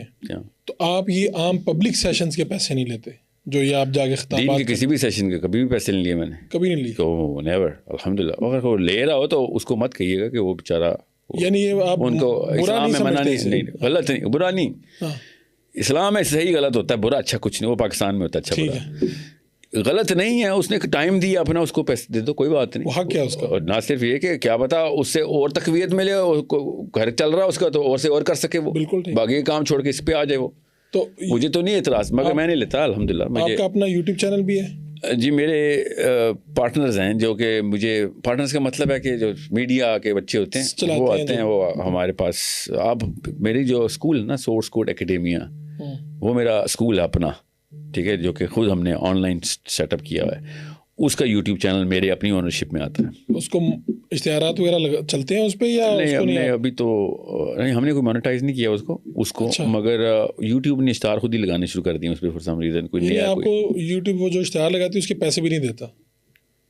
نہیں, وہ تو اس کے لیے کوئی خاص کوالیفیکیشن چاہیے ہوتی ہے. اس کے تو پیسے تب ملیں گے جب کوئی سبسکرائبر ہوں گے. تو وہ آپ کو لوگ دیکھتے ہیں.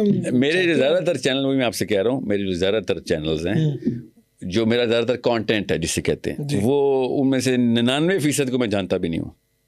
اچھا, وہ کوئی چلا رہے ہیں کہیں پہ بیٹھ کے؟ میری ایک میڈیا ایجنسی ہے جس نے مجھے کانٹریکٹ دیا تھا کہ ہم آپ کو کنسالیڈیٹ کرتے ہیں کانٹینٹ کا. ٹھیک ہے.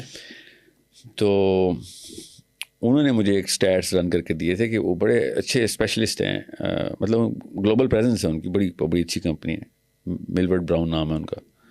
تو ان کا پاکستان میں آفس ہے. انہوں نے آ کے مجھے کہا تھا کہ ہم آپ کو, تو انہوں نے کہا تھا کہ 3400 چینل ہیں جو کہ آپ کا کانٹینٹ جو مانیٹائزڈ ہیں, جو کہ آپ کا میرا بھی کرتے, وہ بھی کرتے ہوں گے, مگر میرا کانٹینٹ ان کے چینلز پہ ریگولر ہے. تو آپ ہٹ لگائیں اور سارا کانٹینٹ کنسالیڈیٹ کر لیں, اور وہ ان کے ڈالرز میں بھی آپ شراکت دار بن جائیں گے. بہرحال وہ ایک وہ نہیں, ان کا مقصد نہیں تھا, نہ ہی میرا مقصد تھا کہ پیسے لے لیجیے. تو آپ نے نہیں کیا ہٹ؟ میں آپ کو سچ بتاتا ہوں, میں نے یہ پیسوں کی نا کمرشل اسٹریٹجی سوچی تھی کہ اچھا یہ کتنے پیسے بناتے پتہ کرو, مگر وہ اتنے تھوڑے تھے. وہ کوئی بہت زیادہ بنا کر 5-6 لاکھ روپے بنا رہا ہوگا, 8 لاکھ بنا رہا ہوگا. وہ اس کے لیے بندہ کانٹینٹ بھی بنائے اس کے لیے اسپیشل, اس طرح نہیں. This is too much effort for too less of money. تو کمرشلی میں ہم نے کہا جان دے یار, چلا ان کو, پھر ان کو کیا کرے. آج تک میں نے کسی بھی چینل, میرے چینل پہ اسٹرائکس لگتی ہیں لٹرلی. یہ سورس کوڈ کے اوپر نا ہم نے وہ اسٹرائکس ریموو کرنے کے لیے وہ کیے ہوئے ہیں, ای میل لکھی ہوئی ہیں کہ یار ہمارا اپنا کانٹینٹ ہے, میرا کانٹینٹ ہے, مجھے تو چلانے دو. جی ہاں, وہ کیونکہ وہ چینل کہیں, وہ کانٹینٹ کہیں اور لگا چکا تھا وہ بندہ. جب ہم اکیڈیمیا کے چینل پہ لگاتے ہیں www.sourcecode.academy, یہ میری ویب سائٹ ہے, اس پہ جائیں, میرے لیکچرز ہیں اس پہ. وہ لیکچر اصل میں نا کہیں پہ کسی جگہ سے میں نے ڈال دیا ہوتا ہے, وہ میرے لائیو سیشن کو کاٹ کے کسی نے ادھر لگا دیا ادھر لگا دیا. جب میں لگاتا ہوں, جب وہ اپلوڈ ہوتا ہے, کیونکہ ہمارا تو اسکیجولڈ سیشن ہوتا ہے نا, تو یوٹیوب کہتا ہے کسی کے کانٹینٹ کیوں لگا رہا تھا, تو پتہ چلتا ہے یہ والا سیشن کہیں اور کوئی لگا چکا ہے. تو وہ ایک مسئلہ آ رہا ہے. تو وہ پلیز میری, آپ سے ملنے کا طریقہ کار کیا ہے؟ یعنی آپ سے کوئی بھی مل سکتا ہے؟ میں تو ہر وقت, ہر یونیورسٹی میں, ہر گلی کوچے میں. آپ یعنی آپ کو کوئی فون کرے اور آپ سے مل لے آگے, چاہنے والا آپ کا کوئی بھی ہو, مجھے فون کرے اور وہ میرے شہر میں ہی ہو, تو جی ہاں ضرور. میری ملاقاتیں تو وہی نارمل ہیں. تقریباً 3-4-5 بندے میرے گھر پہ روز آ ہی جاتے ہیں ملاقات کے لیے, کہیں سے بھی. جہاں پہ بھی ہوتا ہے. میرے 3 الگ الگ شہروں میں گھر ہیں نا, تو ہر جگہ پہ ٹریک لگ جاتا ہے, لوگوں کو پتہ چل جاتا ہے اچھا آ گیا ہوا ہے. تو یہ آپ کا بہت بہت شکریہ جناب, آپ نے وقت دیا جناب. Thank you for having me. گفتگو آپ نے سنی, آپ کو اچھی لگی بری لگی, تنقید کر سکتے ہیں, اختلاف کر سکتے ہیں اور اتفاق بھی کر سکتے ہیں, لیکن فیڈ بیک ضرور دیجیے کیسا لگا. انشاءاللہ پھر ملاقات ہوگی. اپنے میزبان فاروق وڈائچ کو اجازت دیجیے. اللہ کے بعد.